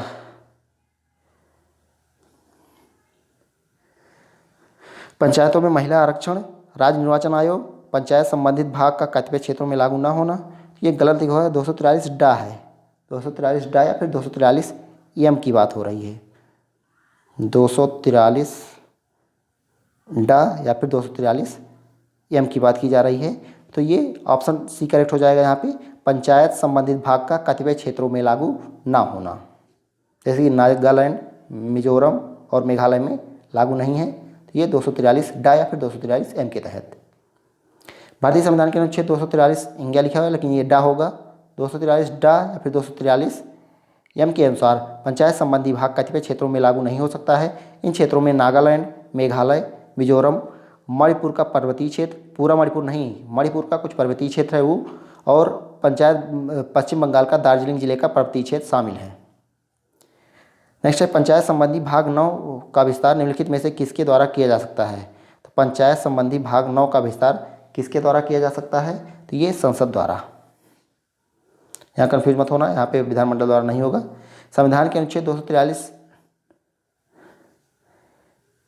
ड 4 के तहत संसद भी द्वारा इस भाग के उपबंधों का विस्तार अनुसूचित क्षेत्रों और जनजातीय क्षेत्रों में कर सकती है। 243 ड 4 है ये, 243 M4। तो संसद भी द्वारा इस भाग के उपबंधों का विस्तार जो है अनुसूचित क्षेत्रों और जनजातीय क्षेत्रों पर भी कर सकती है। नेक्स्ट है, निम्नलिखित में से असत्य कथन को पहचानिए, तो असत्य कथन की पहचान करना है। पहला है, राज्य निर्वाचन आयोग का अपना कर्मचारी वर्ग नहीं होता है, तो ये बिल्कुल सही है। दूसरा है, क्योंकि राज्यपाल द्वारा वो कर्मचारी उपलब्ध कराए जाते हैं। दूसरा है, राज्य निर्वाचन आयोग के लिए कर्मचारियों की उपलब्धता मुख्यमंत्री द्वारा कराई जाती है, यही गलत हो जाएगा क्योंकि राज्यपाल द्वारा कराई जाती है, कन्फ्यूज नहीं होना है। तो राज्यपाल द्वारा कर्मचारी जो है राज्य निर्वाचन आयोग को उपलब्ध कराए जाते हैं। तीसरा है, राज्य का विधानमंडल निर्वाचन संबंधी विधि बनाने में सक्षम है, करेक्ट है। और चौथा है, राज्य निर्वाचन आयुक्त राज्यपाल द्वारा नियुक्त किया जाता है, ये भी सही है। नेक्स्ट है, देख सकते हैं, संविधान के अनुच्छेद 243 के अनुसार जब राज्य निर्वाचन आयोग ऐसा अनुरोध करे तब किसी राज्य का राज्यपाल राज्य निर्वाचन आयोग की आवश्यकता अनुसार कर्मचारी उपलब्ध कराएगा। पंचायतों का चुनाव राज्य निर्वाचन आयोग द्वारा कब से कराया जा रहा है, ये बढ़िया क्वेश्चन है। तो पंचायतों का चुनाव जो है राज्य निर्वाचन आयोग द्वारा कब से कराया जा रहा है, तो ये 1995 से, ऑप्शन सी यहाँ पे करेक्ट हो जाएगा। पंचायतों का चुनाव राज्य निर्वाचन आयोग द्वारा वर्ष 1995 से कराया जा रहा है। अगला क्वेश्चन है, पंचायत चुनाव संपन्न कराने के लिए मुख्य निर्वाचन अधिकारी की नियुक्ति की जाती है, तो ये राज्यपाल द्वारा, ऑप्शन सी यहाँ पे, पंचायत चुनाव संपन्न करने के लिए मुख्य निर्वाचन अधिकारी, यहाँ पे मुख्य निर्वाचन अधिकारी की बात हो रही है, चुनाव आयुक्त की बात नहीं हो रही है, तो ये राज्य सरकार द्वारा नियुक्त किए जाते हैं। तो मुख्य निर्वाचन अधिकारी की नियुक्ति राज्य सरकार द्वारा की जाती है। देख सकते हैं, राज्य निर्वाचन आयोग द्वारा यथापेक्षित राज्य सरकार द्वारा नियुक्त मुख्य निर्वाचन अधिकारी पंचायत राज्य निर्वाचन आयोग के अधीक्षण, निर्देशन और नियंत्रण के अधीन ग्राम पंचायतों की निर्वाचन नामावली तैयार करवाता है। नेक्स्ट है, पंचायत चुनाव के संचालन का पर्यवेक्षण कौन करता है? तो ये जिलाधिकारी करता है। पंचायत चुनाव के संचालन का पर्यवेक्षण जो करता है वो जिलाधिकारी करता है। राज्य निर्वाचन आयोग के पर्यवेक्षण और नियंत्रण के अधीन रहते हुए जिला मजिस्ट्रेट जिले में निर्वाचन के संचालन का पर्यवेक्षण करता है। नेक्स्ट है, निर्वाचन अधिकारी यानी कि रिटर्निंग ऑफिसर की नियुक्ति किसके द्वारा की जाती है? ये जिलाधिकारी द्वारा की जाती है। ऑप्शन बी यहाँ पे करेक्ट होगा। प्रत्येक पंचायत क्षेत्र के लिए जिला मजिस्ट्रेट एक निर्वाचन अधिकारी यानी कि रिटर्निंग ऑफिसर की नियुक्ति करेगा जो राज्य सरकार का अधिकारी होगा। नेक्स्ट है, सहायक निर्वाचन अधिकारी की नियुक्ति कौन करता है? तो ये भी जो है जिलाधिकारी करता है। ऑप्शन सी यहाँ पे करेक्ट है। जिलाधिकारी किसी भी निर्वाचन अधिकारी को उसके कृत्यों के निष्पादन में सहायता करने के लिए एक या अधिक सहायक निर्वाचन अधिकारी की नियुक्ति कर सकता है। पिछले चैप्टर के ऑब्जेक्टिव क्वेश्चन में भी ये क्वेश्चन मिले हैं, तो आप लोग देखे होंगे। पंचायत चुनाव के लिए मतदान स्थल का निर्धारण कौन करता है? तो ये निर्वाचन अधिकारी करता है। ऑप्शन डी यहाँ पे करेक्ट है। निर्वाचन अधिकारी रिटर्निंग ऑफिसर जो है जिला मजिस्ट्रेट की पूर्व अनुमति से प्रत्येक निर्वाचन क्षेत्र के लिए मतदान स्थल विनिर्दिष्ट करेगा। अगला क्वेश्चन देखते हैं, निम्नलिखित में से कौन सा सही सुमेलित है? सही सुमेलित कौन सा है? मुख्य निर्वाचन अधिकारी, तो ये राज्य सरकार नियुक्त करता है। रिटर्निंग ऑफिसर, तो रिटर्निंग ऑफिसर का राज्य सरकार, ये गलत है। रिटर्निंग ऑफिसर की नियुक्ति कौन करता है? डीएम करता है। सहायक निर्वाचन अधिकारी की नियुक्ति भी डीएम करता है। मतदान अधिकारी की नियुक्ति जो है निर्वाचन अधिकारी करता है, यानी कि रिटर्निंग ऑफिसर करता है। देख सकते हैं सही सुमेल। मुख्य निर्वाचन अधिकारी की नियुक्ति राज्य सरकार, रिटर्निंग अधिकारी जिलाधिकारी करता है यानी कि डीएम, सहायक निर्वाचन अधिकारी भी जिलाधिकारी करता है, मतदान अधिकारी जो है रिटर्निंग ऑफिसर करता है। पंचायत चुनाव के दौरान पीठासीन अधिकारी की नियुक्ति किसके द्वारा की जाती है? तो ये निर्वाचन अधिकारी द्वारा। ऑप्शन ए यहाँ पे करेक्ट है। निर्वाचन अधिकारी प्रत्येक मतदान स्थल के लिए एक मतदान अध्यक्ष यानी कि पीठासीन अधिकारी नियुक्त करेगा। एक ही व्यक्ति को एक से अधिक मतदान स्थल के लिए पीठासीन अधिकारी नियुक्त किया जा सकता है। नेक्स्ट है, यदि मतदान अध्यक्ष किसी कारणवश मतदान स्थल से अनुपस्थित हो तो उसके कृत्यों का संपादन कौन करेगा? तो कौन करता है? मतदान अधिकारी करता है। डिटेल देखते हैं। यदि पीठासीन अधिकारी यानी कि मतदान अध्यक्ष किसी कारणवश मतदान स्थल से अनुपस्थित है तो उसके कृत्यों का संपादन निर्वाचन अधिकारी द्वारा नियुक्त मतदान अधिकारी करता है। तो इसका आप लोग थियरी वाला क्लास जरूर देख लीजिएगा, जिससे आप लोगों को अच्छे से तैयार हो जाएगा ये। नेक्स्ट क्वेश्चन है, मतदान अधिकारी किसके द्वारा नियुक्त किया जाता है? तो मतदान अधिकारी जो है ये रिटर्निंग ऑफिसर द्वारा नियुक्त किया जाता है। ऑप्शन बी यहाँ पे, सॉरी ऑप्शन ए यहाँ पे करेक्ट है। यहाँ पे निर्वाचन अधिकारी भी दिया गया है, जबकि निर्वाचन अधिकारी और रिटर्निंग ऑफिसर एक ही होता है। निर्वाचन अधिकारी को इंग्लिश में रिटर्निंग ऑफिसर कहते हैं, तो ये ए और डी दोनों सही हो जाएगा। रिटर्निंग ऑफिसर द्वारा प्रत्येक मतदान स्थल के लिए मतदान अधिकारियों की आवश्यकता अनुसार नियुक्ति की जाती है। नेक्स्ट है, निर्वाचन अभिकर्ता किसके द्वारा नियुक्त किए जाते हैं? निर्वाचन अभिकर्ता की बात हो रही है। निर्वाचन का उम्मीदवार जो है निर्वाचन अभिकर्ता का नियुक्ति करता है। निर्वाचन का उम्मीदवार लिखित में ग्राम पंचायत के किसी निर्वाचक को अपना निर्वाचन अभिकर्ता नियुक्त कर सकता है। इसकी सूचना निर्वाचन अधिकारी को दी जाती है। नेक्स्ट है, मतदान अभिकर्ता की नियुक्ति कौन करता है? तो ये भी उम्मीदवार करता है। ऑप्शन डी यहाँ पे करेक्ट हो जाएगा। निर्वाचन लड़ने वाला उम्मीदवार या उसका निर्वाचन अभिकर्ता ग्राम पंचायत के निर्वाचकों में से एक अन्य व्यक्ति को मतदान अभिकर्ता नियुक्त कर सकता है। अगला देखते हैं, पंचायत चुनाव में नियुक्त अधिकारियों का सही वरिष्ठतम क्रम है। वरिष्ठतम क्रम देखना है तो पहले हम देखते हैं, तो निर्वाचन अधिकारी, सहायक निर्वाचन अधिकारी, पीठासीन अधिकारी, मतदान अधिकारी, तो यही करेक्ट हो जाएगा। तो सबसे बड़ा जो होता है निर्वाचन अधिकारी, उसके बाद सहायक निर्वाचन अधिकारी, फिर पीठासीन अधिकारी और उसके बाद मतदान अधिकारी। अगला है, पंचायत चुनाव से संबंधित प्रतीकों की सूची संबंधी अधिसूचना कौन जारी करता है? तो ये राज्य निर्वाचन आयोग जारी करता है।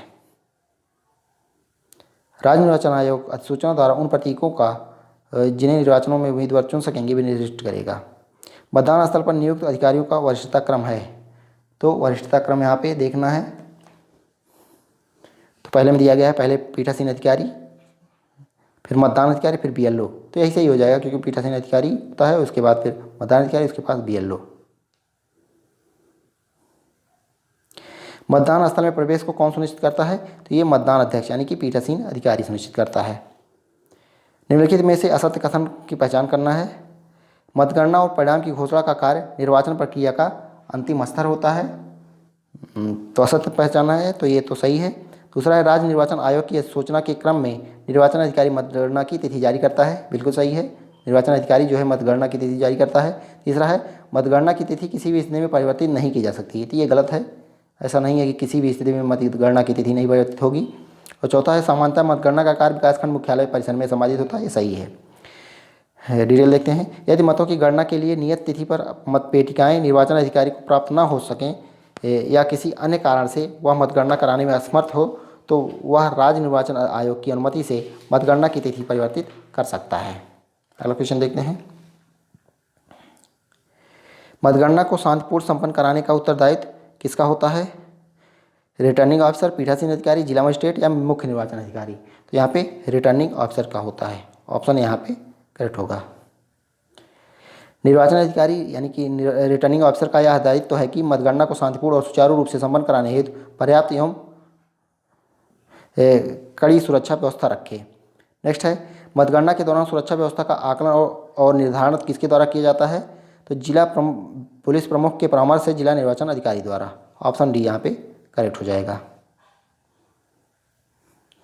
मतगणना के दौरान सुरक्षा व्यवस्था का आकलन और निर्धारण जिला निर्वाचन अधिकारी द्वारा जिला प्रमुख पुलिस प्रमुख के विचार विमर्श करके किया जाता है। नेक्स्ट है मतगणना के संबंध में सामान्य प्रक्रिया कौन सा अपनाई जाती है? तो ये आपको बताना है। सबसे पहले मत पेटिकाओं की जांच, उसके बाद उम्मीदवारों द्वारा मत पेटिकाओं का निरीक्षण, सही है। फिर मत पेटिकाओं में गड़बड़ी, कुछ सबसे पहले तो मत पेटिकाओं की जांच की जाएगी, फिर उम्मीदवारों द्वारा मत पेटिकाओं का निरीक्षण किया जाएगा, फिर उसमें कुछ गड़बड़ी हो मत पेटिकाओं में वो देखी जाएगी, उसके बाद गड़बड़ी के संबंध में टिप्पणी, उसके बाद पांचवा जो है मतगणना की गोपनीयता। तो ये क्रम से दिया गया है, पहला, दूसरा, तीसरा, चौथा, पाँचवा। ऑप्शन सी यहाँ पे करेक्ट हो जाएगा। पंचायत चुनाव में नाम निर्देशन पत्रों की छपाई और उनका मूल्य निर्धारण जो है किसके द्वारा किया जाता है? तो ये यहाँ पे ऑप्शन ए करेक्ट हो जाएगा, जिलाधिकारी द्वारा। राज्य निर्वाचन आयोग द्वारा जारी किए गए किसी निर्देश के अधीन रहते हुए जिला मजिस्ट्रेट नाम निर्देशन पत्रों की छपाई और उम्मीदवारों को उनकी पूर्ति की व्यवस्था करेगा। नेक्स्ट है उत्तर प्रदेश सरकार द्वारा किस वर्ष 32 विभागों के कार्य चिन्हित कर पंचायती राज संस्थाओं को हस्तांतरित करने का प्रस्ताव लाया गया? तो इसमें कौन सा सही हो जाएगा? 1997। ऑप्शन सी यहाँ पे करेक्ट हो जाएगा। उत्तर प्रदेश सरकार द्वारा गठित प्रशासनिक सुधार आयोग द्वारा 1997 में 32 विभागों के कार्य चिन्हित कर पंचायती राज संस्थाओं को हस्तांतरित करने की सिफारिश की गई। नेक्स्ट है उत्तर प्रदेश सरकार द्वारा विकेंद्रीकरण एवं प्रशासनिक सुधार आयोग का गठन कब किया गया था? तो ये 1995 में किया गया था। ऑप्शन ए यहाँ पे करेक्ट हो जाएगा। उत्तर प्रदेश सरकार द्वारा वर्ष 1995 में एक विकेंद्रीकरण एवं प्रशासनिक सुधार आयोग का गठन किया गया था। ये इंपॉर्टेंट है। तो विकेंद्रीकरण एवं प्रशासनिक सुधार आयोग का गठन कब हुआ किया गया था? तो 1995 में। ग्राम सभा की कितनी कार्यकारी संस्थाएं होती हैं? यहाँ पे ग्राम सभा की कार्यकारी संस्थाएं पूछ रहा है, तो ये टोटल 2 होती हैं। कौन कौन सी होती हैं? ग्राम पंचायत और भूमि प्रबंधक समिति। ग्राम सभा के संबंध में असत्य कथन की पहचान करना है। तो असत्य कथन इसमें कौन सा है? पहला दिया गया है ग्राम सभा की किसी बैठक के लिए गणपूर्ति सदस्यों की संख्या की 1/10 होती है। तो यही गलत हो जाएगा कि ग्राम सभा की गणपूर्ति जो होती है, जो कोरम होता है, 1/5 होता है। ग्राम सभा की प्रतिवर्ष 2 बैठकें अवश्य होती हैं, भी सही है। ग्राम सभा की 2 कार्यकारी संस्थाएं होती हैं, सही है। इसके सदस्यों में गांव के सभी वयस्क पंजीकृत व्यक्ति शामिल होते हैं, ये भी सही है। तो ये पहला यहाँ पे गलत दिया गया है, तो यही सही हो जाएगा क्योंकि 1/5 कोरम होता है ग्राम सभा का। मतदाता सूची का रखरखाव और संरक्षण किसके प्राधिकार में होता है? तो ये किसके प्राधिकार में होता है? राज्य निर्वाचन पंजीयन अधिकारी के। राज्य सरकार के आदेशानुसार ग्राम पंचायत की मतदाता सूची की एक प्रति निर्वाचन पंजीयन अधिकारी द्वारा प्रमाणित कर अपने कार्यालय में रखी जाती है। पंचायतों के सामान्य निर्वाचन की तिथियों का निर्धारण किसके द्वारा किया जाता है? तो ये राज्य निर्वाचन आयोग द्वारा। ऑप्शन बी यहाँ पे करेक्ट है। पंचायतों के सामान्य निर्वाचन की तिथियों का निर्धारण राज्य निर्वाचन आयोग द्वारा किया जाता है। नेक्स्ट है, नामांकन प्रस्तुत करने का दिनांक, स्थान व समय किसके द्वारा निर्धारित किया जाता है? ये किसके द्वारा निर्धारित किया जाएगा? जिला मजिस्ट्रेट द्वारा, यानी कि डीएम द्वारा। राज्य निर्वाचन आयोग के निर्देशानुसार जिलाधिकारी नामांकन प्रस्तुत करने का दिनांक, स्थान व समय का निर्धारण करता है। अगला है, पंचायत चुनाव में उम्मीदवारों से नाम वापस लेने का दिनांक, स्थान व समय कौन निर्धारित करता है? तो ये भी जो है जिलाधिकारी करता है। संविधान की 11वीं अनुसूची संबंधित है तो 243 छा से, यानी 243 जी से पंचायत की शक्तियाँ दी गई हैं इसमें। संविधान की 11वीं अनुसूची में ग्राम पंचायतों के कार्यों से संबंधित विषय का प्रावधान है। इसका संबंध अनुच्छेद 243 छा या फिर 243 जी से है। नेक्स्ट है, संविधान की 11वीं अनुसूची में ग्राम पंचायतों के लिए कुल कितने कार्य हैं? तो 29 विषय हैं टोटल। निम्न में से कौन सा कार्य ग्राम पंचायतों से संबंधित है? संबंधित पूछा है। कृषि विस्तार, भूमि सुधार, मत्स्य उद्योग, तो तीनों सम्मिलित हैं तो उपयुक्त सभी हो जाएगा। निम्न में से कौन सा कार्य ग्राम पंचायत का नहीं है? नहीं पूछा है तो सांस्कृतिक क्रियाकलाप तो है, महिला और बाल विकास भी है, सार्वजनिक वितरण प्रणाली भी है, जबकि अग्निशमन सेवाएं जो हैं ये 11वीं अनुसूची का विषय नहीं है, तो यही करेक्ट हो जाएगा। ये 12वीं अनुसूची का विषय है। निम्न में से कौन सा विषय 11वीं अनुसूची में शामिल है? गंदी बस्ती सुधार प्रोन्नयन, ये नहीं शामिल है। सड़कें और पुल, नगरीय निर्धनता उन्मूलन और गरीबी उन्मूलन, तो गरीबी उन्मूलन जो है शामिल है। गंदी बस्ती सुधार और प्रोन्नयन, सड़कें और पुल, यहाँ फूल दिया गया जबकि ये पुल होगा। सड़कें और पुल, नगरीय निर्धनता उन्मूलन इत्यादि जो है 12वीं अनुसूची का विषय है, जबकि गरीबी उन्मूलन कार्यक्रम जो है 11वीं अनुसूची में शामिल है। नेक्स्ट है, पंचायती राज व्यवस्था उत्तर प्रदेश के अंतर्गत सम्मिलित है ग्राम पंचायत, क्षेत्र पंचायत, जिला पंचायत, ये सभी। ऑप्शन डी यहाँ पे करेक्ट हो जाएगा। किस संविधान संशोधन द्वारा एक सुनियोजित पंचायती राज व्यवस्था स्थापित करने का मार्ग सशक्त किया गया? तो 73वां संविधान संशोधन 1992। कब लागू किया गया था? 24 अप्रैल 1993 को। तो 24 अप्रैल को ही इसीलिए पंचायत राज दिवस मनाया जाता है। नेक्स्ट है, कितनी जनसंख्या के परिप्रेक्ष्य में ग्राम पंचायत के गठन का प्रावधान है? तो 1000। ऑप्शन सी यहाँ पे करेक्ट हो जाएगा। 73वें संविधान संशोधन के तहत 1000 की आबादी पर ग्राम पंचायत के गठन का प्रावधान किया गया है। संवैधानिक व्यवस्थाओं के अनुरूप आबादी के प्रतिशत के आधार पर पंचायती राज के प्रत्येक स्तर पर अध्यक्ष एवं सदस्यों के स्थान पर अनुसूचित जाति, जनजाति तथा पिछड़ा वर्ग की व्यवस्था सुनिश्चित की गई है। अगला क्वेश्चन है, 73वें संविधान संशोधन द्वारा संविधान में कौन सा एक नया भाग जोड़ा गया? तो भाग 9 जोड़ा गया। ऑप्शन सी यहाँ पे करेक्ट हो जाएगा। 73वें संविधान संशोधन 1992 द्वारा संविधान में पंचायती राज व्यवस्था से संबंधित एक नया भाग 9 जोड़ा गया, जो 24 अप्रैल 1993 से प्रभावी हुआ। नेक्स्ट है, भारतीय संविधान के किस अनुच्छेद के अंतर्गत ग्राम पंचायतों के गठन का प्रावधान किया गया है? तो ये अनुच्छेद 40 है। डीपीएसपी में अनुच्छेद 40 जो है ग्राम पंचायत के गठन का प्रावधान करता है। भारतीय संविधान के निर्माण के समय ही राज्य के नीति निर्देशक सिद्धांत के अंतर्गत अनुच्छेद 40 में आधारभूत स्तर पर पंचायतों को मान्यता देते हुए कहा गया कि राज्य ग्राम पंचायतों को संगठित करने के लिए उपाय करेगा। नेक्स्ट है, उत्तर प्रदेश ग्राम पंचायत समिति का गठन किस नियमावली के अनुरूप होता है? यहाँ पे 2002 की नियमावली के अनुरूप। ऑप्शन सी यहाँ पे करेक्ट हो जाएगा। सरकार ने, ध्यान दीजिएगा डिटेल, सरकार ने 13 सितंबर 2002 को ग्राम पंचायत समिति संबंधी नियमावली जारी की। इससे पूर्व इससे संबंधित अधिसूचना वर्ष 1999 भी जारी की जा चुकी है, तो ये 2002 हो जाएगा। ग्राम पंचायत समिति में ग्राम पंचायत सदस्यों का चुनाव किस माध्यम से किया जाता है? तो ग्राम पंचायत समिति में ग्राम पंचायत सदस्यों का चुनाव जो है किस माध्यम से किया जाता है? तो सर्वसम्मति से, मतदान द्वारा, हाथ उठाकर, उपयुक्त सभी। दिए गए विकल्पों में किसी एक माध्यम द्वारा समिति में सदस्यों का चुनाव किया जाता है। समिति के गठन के उपरांत ग्राम प्रधान उसी बैठक में गठित समितियों की घोषणा करता है। उत्तर प्रदेश में कितनी ग्राम पंचायत समितियां निर्धारित की गई हैं? तो ये 6 हैं। ऑप्शन सी यहाँ पे करेक्ट है। फिर से एक बार देख लेते हैं कौन कौन सी समिति है। तो यह है नियोजन एवं विकास समिति, शिक्षा समिति, निर्माण कार्य समिति, स्वास्थ्य एवं कल्याण समिति, प्रशासनिक समिति तथा जल प्रबंध समिति। अगला है, पंचायत समिति में शिक्षा समिति का सभापति कौन होता है? तो ये प्रधान होता है। ऑप्शन ए यहाँ पे करेक्ट है। शिक्षा समिति का सभापति प्रधान होता है।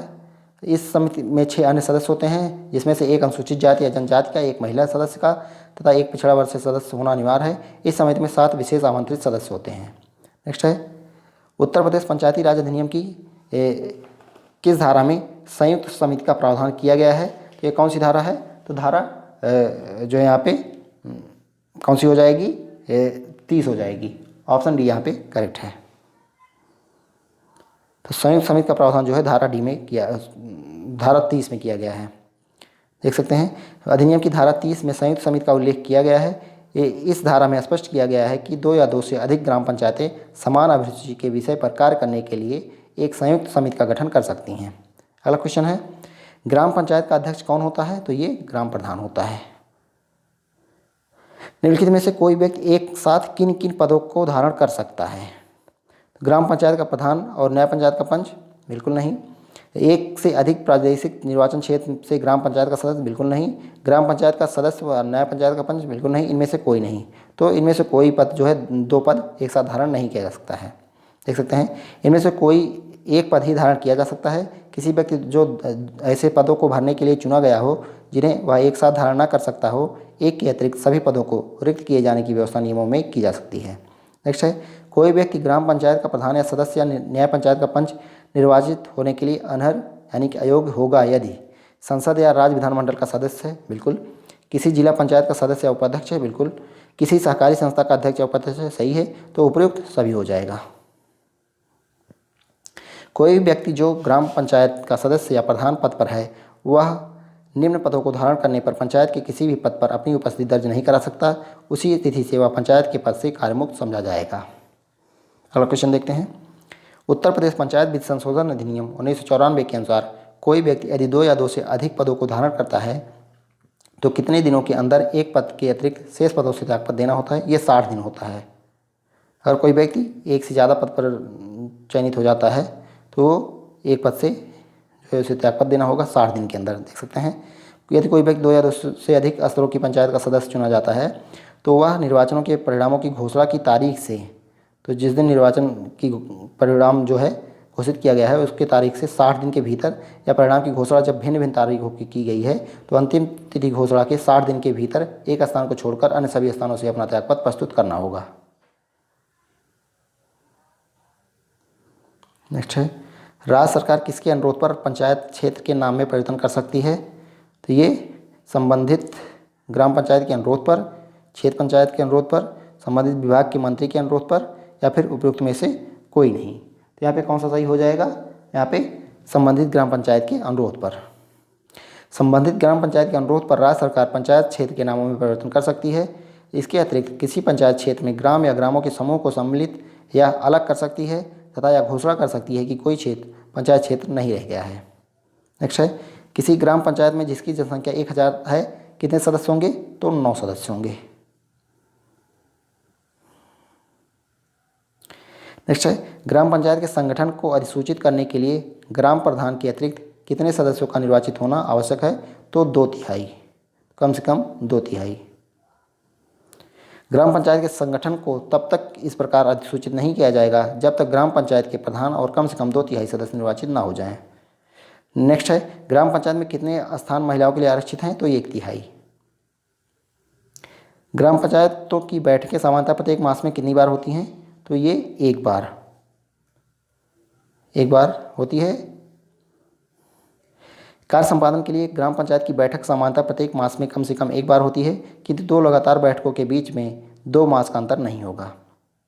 ग्राम प्रधान को पद से हटाने के लिए कितने सदस्यों की आवश्यकता पड़ती है? तो कितने सदस्य की आवश्यकता पड़ेगी? तो ये 2/3। ऑप्शन यहाँ पे करेक्ट हो जाएगा। ग्राम सभा के उपस्थित और मतदान करने वाले सदस्यों के 2/3 बहुमत द्वारा ग्राम प्रधान को पद से हटाया जा सकता है। इसके लिए कम से कम 15 दिन पूर्व सूचना देना आवश्यक होता है, लेकिन इसके लिए एक शर्त है कि प्रधान को हटाने की बैठक उसके निर्वाचन से 2 वर्ष के भीतर नहीं बुलाई जाएगी। यानी जब निर्वाचन होता है उसके 2 वर्ष के भीतर ऐसी बैठक नहीं बुलाई जाएगी। और एक बार अगर यहाँ पे बैठक बुलाई जाती है और पास नहीं होती तो अगले 1 साल तक फिर ऐसी बैठक उसको हटाने की नहीं बुलाई जाएगी। नेक्स्ट है, ग्राम सभा की बैठक में कितने सदस्यों की गणपूर्ति आवश्यक है? तो 1/5। ऑप्शन सी यहाँ पे करेक्ट हो जाएगा। ग्राम सभा की किसी बैठक की गणपूर्ति की संख्या सदस्य संख्या की 1/5 होनी आवश्यक होती है, किंतु प्रतिबंध यह है कि गणपूर्ति के अभाव में स्थगित की गई किसी बैठक के लिए गणपूर्ति की आवश्यकता नहीं होगी। अगर गणपूर्ति के अभाव में एक बार जो है ये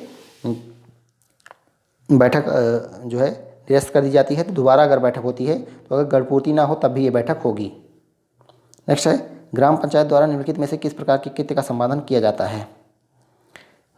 तो कृषि, जिसके अंतर्गत कृषि विस्तार भी है, भूमि विकास, भूमि सुधार का कार्यान्वयन, चकबंदी और भूमि संरक्षण, सही है। लघु सिंचाई, जल व्यवस्था और जलाच्छादन विकास, तो उपयुक्त सभी हो जाएगा। देख सकते हैं इन सभी कृत्यों के अतिरिक्त ग्राम पंचायतों द्वारा पशुपालन, मत्स्य पालन, लघु उद्योग, वन उत्पाद, कुटीर व ग्रामीण उद्योग आदि से संबंधित कृत्यों का संपादन किया जाता है। नेक्स्ट है, पंचायत क्षेत्रों के लिए विकास योजना प्रतिवर्ष किसके द्वारा तैयार किया जाता है? तो किसके द्वारा तैयार किया जाएगा? ये राज्य सरकार द्वारा। ऑप्शन डी यहाँ पे सही है, सॉरी ग्राम पंचायत द्वारा होगा,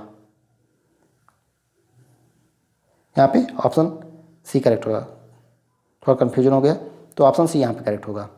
पंचायत क्षेत्रों के लिए विकास योजना प्रतिवर्ष किसके द्वारा तैयार किया जाता है? तो ये ग्राम पंचायत द्वारा।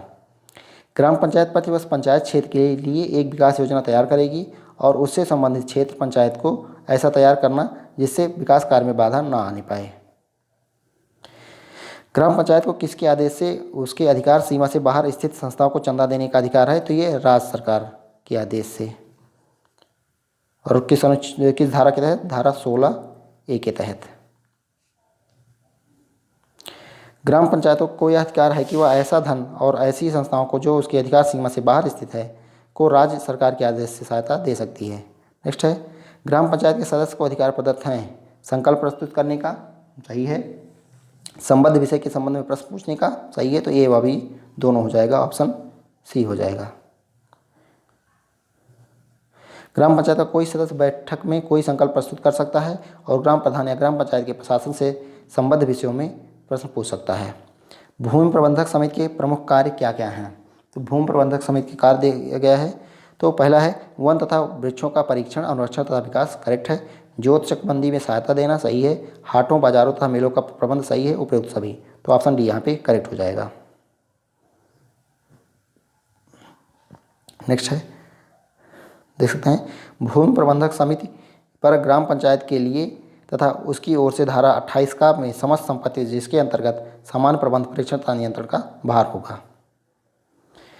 ग्राम पंचायत या भूमि प्रबंधक समिति का कोई भी सदस्य किसकी अनुमति के बिना लाइसेंस, पट्टा आदि वितरित करने का प्रयत्न नहीं करेगा। तो ये कलेक्टर, ऑप्शन सी यहाँ पे करेक्ट हो जाएगा।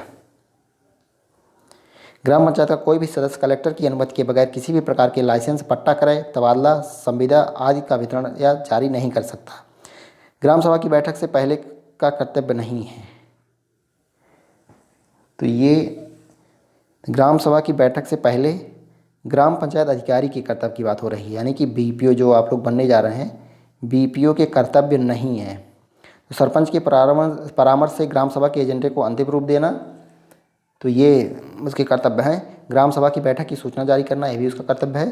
तीसरा है ग्राम सभा की पिछली बैठक के प्रस्ताव पर की गई कार्यवाही की रिपोर्ट पेश करना, तो ये इसका कर्तव्य नहीं है, तो यही सही हो जाएगा। चौथा दिया गया है ग्राम सभा की मौजूदा बैठक से पहले एजेंडे की कीमतों पर नोट्स तैयार करना, ये भी सही है। देख सकते हैं ग्राम सभा के पंचायत सचिव की भूमिका अत्यंत महत्वपूर्ण होती है। पंचायत सचिव की भूमिकाओं को मोटे तौर पर 3 वर्गों में बांटा जाता है। पहला ग्राम सभा पूर्व की बैठक से पूर्व, ग्राम सभा बैठक के दौरान, तीसरा ग्राम सभा बैठक के बाद। अगला क्वेश्चन है उत्तर प्रदेश पंचायती राज अधिनियम की धारा 22 के अनुसार ग्राम पंचायत के जिम्मे कितने कार्यों का उल्लेख किया गया है? तो यहाँ पे दिया है उत्तर प्रदेश पंचायती राज अधिनियम की धारा 22 के अनुसार, धारा 22 के अनुसार पूछा गया है। यहाँ पे 11वीं अनुसूची की बात नहीं हो रही है, तो यहाँ पे हो जाएगा 31 कार्य, ऑप्शन ए करेक्ट हो जाएगा। 11वीं अनुसूची के अनुसार तो 29 विषय हैं, लेकिन यहाँ पे धारा 22 के जो पंचायती राज अधिनियम है उसकी धारा 22 के अनुसार जो कार्य दिए गए हैं वो 31 कार्य हैं। ग्राम पंचायतों के जिम्मे कुल 31 कार्यों का उल्लेख है, जिनमें से कुछ प्रमुख हैं कृषि, पशुपालन, खादी व ग्राम व कुटीर उद्योग, पेयजल, सड़क, भवन, ग्रामीण, गृह निर्माण इत्यादि। नेक्स्ट है उत्तर प्रदेश पंचायती राज अधिनियम की किस ग्राम पंचायत की स्थायी समितियों का उल्लेख किस धारा के तहत किया गया है? तो ग्राम पंचायत की स्थायी समिति का उल्लेख पूछा गया है। ग्राम पंचायत की स्थायी समिति का उल्लेख किसमें है? धारा 25 में है। ग्राम पंचायती कार्यों को प्रभावी तरीके से निपटाने के लिए 6 तरह की समितियों का प्रबंध किया गया है, जिसका उल्लेख अधिनियम की धारा 25 में मिलता है। ग्राम प्रधान से सवाल जवाब करने का अधिकार किसे दिया गया है? तो ग्राम पंचायत के सदस्य को। ऑप्शन बी यहाँ पे करेक्ट है। तो ग्राम पंचायत के सदस्यों को भूमिका जो है पंचायतों में महत्वपूर्ण होती है। उनके पास ग्राम प्रधान से सवाल पूछने का अधिकार होता है। ग्राम पंचायतों में आबादी के आधार पर कम से कम 9 और अधिक से अधिक 17 सदस्य होते हैं।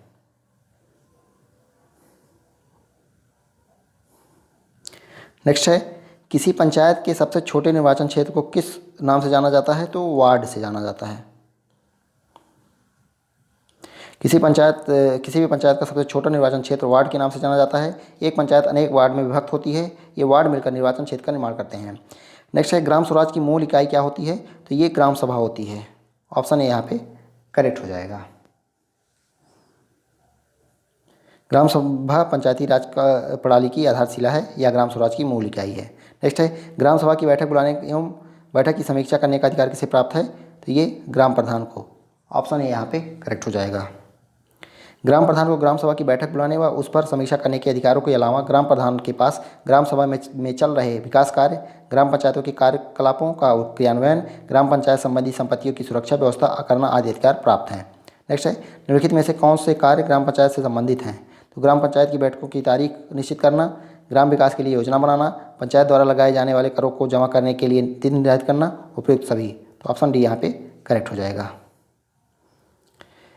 नेक्स्ट है, लोकतांत्रिक राजनीतिक व्यवस्था में शासन को आम जनता को दरवाजे तक ले जाने का कार्य किसके द्वारा किया जाता है? तो ये पंचायती राज व्यवस्था के द्वारा। ऑप्शन ए करेक्ट है। नेक्स्ट है, पंचायती राज व्यवस्था की प्राथमिक संस्था कौन सी है? तो ये भी जो है कौन सी हो जाएगी? ऑप्शन बी ग्राम सभा। पंचायती राज व्यवस्था की प्राथमिक संस्था जो है ग्राम सभा है। नेक्स्ट है, पंचायती राज का महत्व क्या है? स्थानीय सरकार की स्थापना करना, गांव के विकास में महत्वपूर्ण भूमिका, प्राथमिक शिक्षा, स्वास्थ्य, कृषि आदि पर विशेष बल देना, उपयुक्त सभी। ऑप्शन डी यहाँ पे करेक्ट हो जाएगा। निम्नलिखित में से कौन सी पंचायती राज व्यवस्था की विशेषताएं नहीं हैं? तो ग्राम सभा पंचायती राज व्यवस्था की प्राथमिक संस्था है, 3 स्तरीय प्रणाली है, सदस्य व अध्यक्ष का चुनाव सीधे किया जाता है। तो उपयुक्त में से कोई नहीं जो है सही हो जाएगा, क्योंकि इसमें से कोई गलत नहीं है। नेक्स्ट है, पंचायती राज प्रणाली के क्रियान्वयन में किन चुनौतियों के कारण विकास योजनाएं ग्रामीणों तक नहीं पहुंच पाती हैं? पहला है योग्य प्रशासकों एवं विशेषज्ञों के अभाव के कारण, दूसरा सही विश्वसनीय तथ्यों की कमी, तीसरा विकासात्मक योजनाओं के क्रियान्वयन में अनियमितता। तो ये 3 होगा, तो उपयुक्त सभी। इसका थियरी आप लोग देखेंगे तो डिटेल उसमें दिया गया है। नेक्स्ट है, ग्रामीण राज प्रणाली में विद्यमान चुनौतियों से निपटने के लिए कौन से उपाय आवश्यक हैं? तो अधिकारियों एवं आम जनता को योजनाओं के सफल क्रियान्वयन में सहयोग देना चाहिए। विकासात्मक कार्यों को करने के लिए प्रशासकों एवं विशेषज्ञों को स्वतंत्रता, समय समय पर विकास कार्यों का नियोजन, क्रियान्वयन एवं मूल्यांकन किया जाना, उपयुक्त सभी। तो यहाँ पे ऑप्शन डी करेक्ट हो जाएगा, उपयुक्त सभी।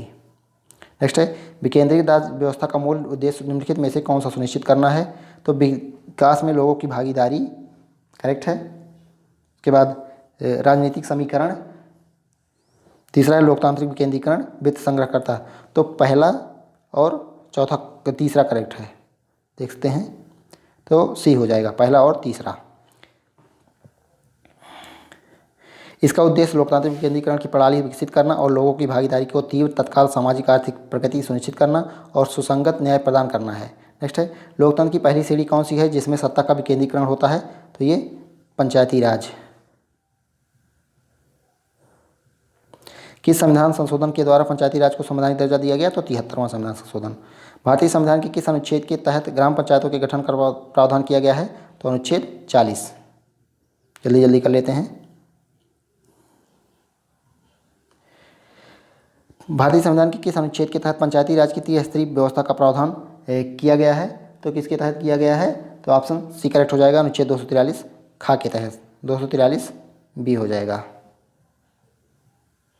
निम्नलिखित में से सही है, पंचायती राज व्यवस्था सामाजिक, राजनीतिक, आर्थिक न्याय, समानता, वास्तविक लोकतंत्र की भावना स्थापित करने की दिशा में एक सराहनीय कदम है, करेक्ट है।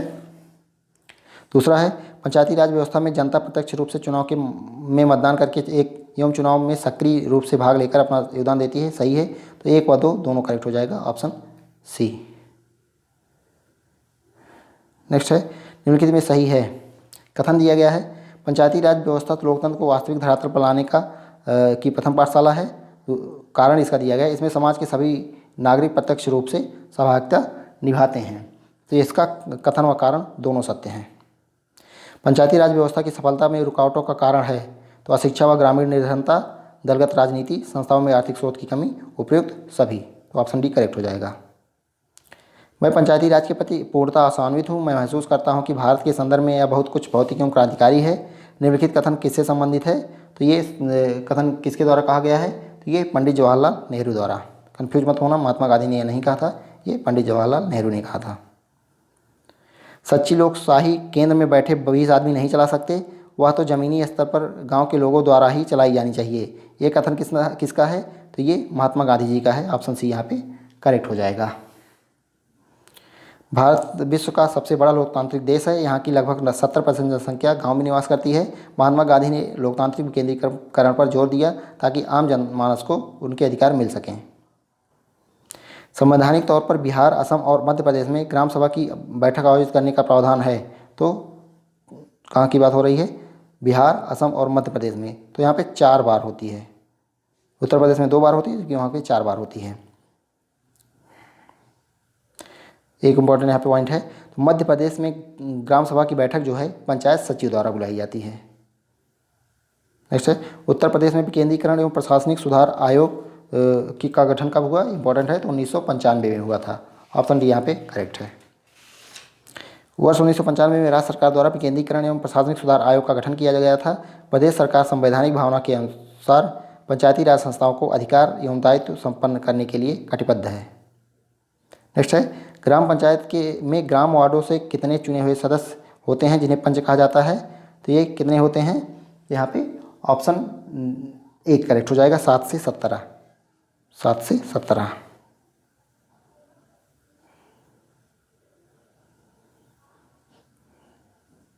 वैसे नॉर्मली 9 से लेके मिनिमम 9, 15 होते हैं। एक व्यक्ति के लिए पंचायत का सदस्य बनने की न्यूनतम आयु, सदस्य बनने की बात हो रही तो 21 वर्ष होनी चाहिए। पंचायती राज विभाग द्वारा वर्तमान में निम्नलिखित में से कौन से कार्यक्रम क्रियान्वित किए जा रहे हैं? तो ग्रामीण स्वच्छता कार्यक्रम, पंचायती राज पदाधिकारियों एवं कार्मिकों का प्रशिक्षण कार्यक्रम, भूख मुक्ति एवं जीवन रक्षा गारंटी योजना। तो ये उपयुक्त सभी हो जाएगा। इसके अतिरिक्त अन्य योजनाएं भी, जैसे राजीव गांधी पंचायत सशक्तिकरण अभियान, पिछड़ा क्षेत्र अनुदान निधि कार्यक्रम, ग्रामीण क्षेत्रों में अंत्येष्टि स्थलों का विकास आदि चल रही हैं। ग्राम पंचायत की 2 लगातार बैठकों के बीच कितने मास से अधिक का अंतर नहीं होना चाहिए? तो 2 माह से अधिक। किसी ग्राम पंचायत की प्रथम बैठक उस पंचायत के गठन के कितने दिनों के अंदर होना अनिवार्य है? तो 30 दिन के अंदर। ऑप्शन डी यहाँ पे करेक्ट हो जाएगा। किसी ग्राम पंचायत की प्रथम बैठक उस पंचायत के गठन के 30 दिनों के अंदर होना अनिवार्य होता है। नेक्स्ट है, ग्राम पंचायत का सचिव होता है। तो ग्राम पंचायत का सचिव कौन होता है? ग्राम विकास अधिकारी। प्रत्येक ग्राम सभा की प्रतिवर्ष कितनी सामान्य बैठक होती हैं? तो यूपी के परिप्रेक्ष्य में तो 2 होती हैं, जबकि सामान्यता पूछे जाए तो 4 होती हैं। तो यूपी के परिप्रेक्ष्य में ये चैप्टर हम लोग पढ़ रहे हैं तो 2 ही होती हैं। तो प्रत्येक ग्राम सभा की प्रतिवर्ष 2 सामान्य बैठकें होती हैं। एक बैठक खरीफ फसल कटने के तुरंत बाद तथा दूसरी बैठक रबी की फसल कटने के तुरंत बाद। तहसील स्तर पर सरकारी निकायों को क्या कहा जाता है? तो ये पंचायत समिति कहा जाता है। ऑप्शन यहाँ पे करेक्ट है। 2011 की जनगणना के अनुसार भारत में गाँव की कुल संख्या कितनी है? भारत में गाँव की जनसंख्या की बात गाँव की संख्या की बात हो रही है 6,40,000। भारत में अधिकांशतः ग्राम किस रूप में पाए जाते हैं? तो अकेंद्रित और छिटपुट दोनों। ऑप्शन सी यहाँ पे करेक्ट है। अकेंद्रित गांवों में सभी घर एक इकाई के रूप में एक ही जगह समूह में रहते हैं और ऐसे घरों के चारों ओर कृषि वाली जमीन होती है। ग्रामीण सामाजिक संरचना के कौन से बुनियादी घटक हैं? ग्रामीण समुदाय, परिवार, जाति, सभी। तो ये सभी हो जाएगा। ऑप्शन डी यहाँ पे करेक्ट हो जाएगा। किस वर्ष गाँव को आत्मनिर्भर एवं संपन्न बनाने के उद्देश्य से ग्राम पंचायत क्षेत्रों में कृषि उत्पादन तथा कल्याण उप समितियों का गठन किया गया था? तो 1960-61 में। ऑप्शन यहाँ पे बी करेक्ट हो जाएगा। इम्पॉर्टेंट है।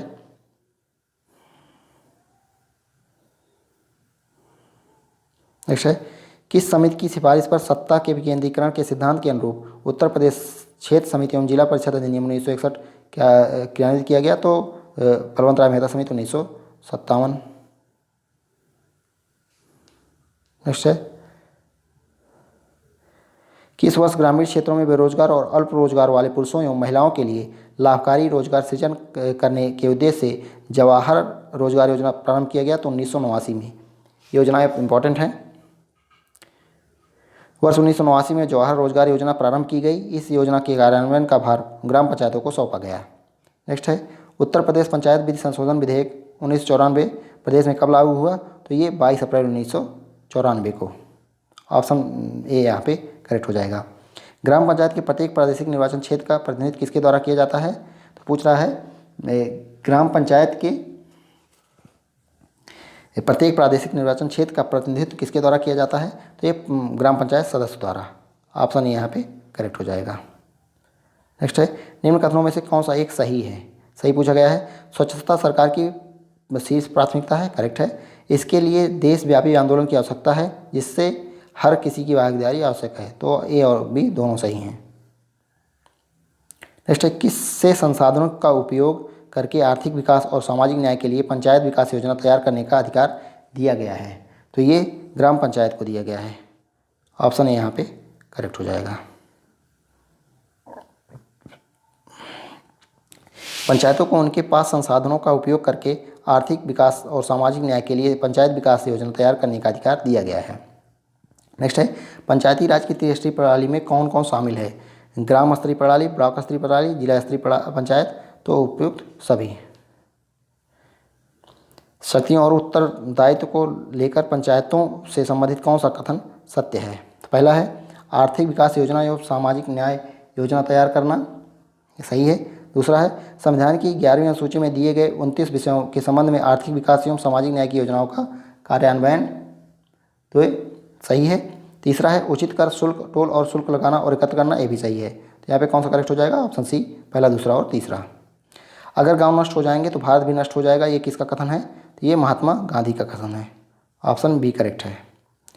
अनुसूचित क्षेत्रों में रहने वाले लोगों के लिए न्याय सभाओं के माध्यम से स्वशासन सुनिश्चित करने के लिए कौन सा अधिनियम अधिनियमित किया गया था? तो पेशा अधिनियम। देख सकते हैं, पंचायत उपबंध अनुसूचित क्षेत्रों का विस्तार अधिनियम यानी कि पेशा अधिनियम 1996 जनजातीय समुदाय के स्वशासन की अपनी प्रणालियों के माध्यम से खुद पर शासन करने के अधिकार को मान्यता देता है। नेक्स्ट है, पंचायतों द्वारा आर्थिक विकास व सामाजिक न्याय की योजनाओं को क्रियान्वित करने के लिए किस प्रकार की चुनौतियों का सामना करना पड़ता है? तो कार्यात्मक, वित्तीय, प्रशासनिक स्वायत्तता, उपयुक्त सभी। ऑप्शन डी यहाँ पे करेक्ट हो जाएगा। अगला देखते हैं, पंचायती राज व्यवस्था किस सूची का विषय है? तो ये राज्य सूची का विषय है। पंचायती राज व्यवस्था के अंतर्गत आते हैं तो ग्राम पंचायत, क्षेत्र पंचायत और जिला पंचायत, ये तीनों। ऑप्शन डी यहाँ पे करेक्ट हो जाएगा। क्षेत्र पंचायत से संबंध में कौन सा कथन सत्य है? तो क्षेत्र पंचायत के संबंध में कौन सा कथन सत्य है आपको बताना है। तो ये प्रत्येक खंड के लिए एक क्षेत्र पंचायत होगी, सही है। क्षेत्र पंचायत एक निगमित निकाय है, तो ये भी सही है। उसके बाद तीसरा है, क्षेत्र पंचायत का कार्यालय ऐसे स्थान पर होगा जो राज्य सरकार द्वारा आधारित किया जाए। तो यहाँ पे कौन सा कथन सत्य है?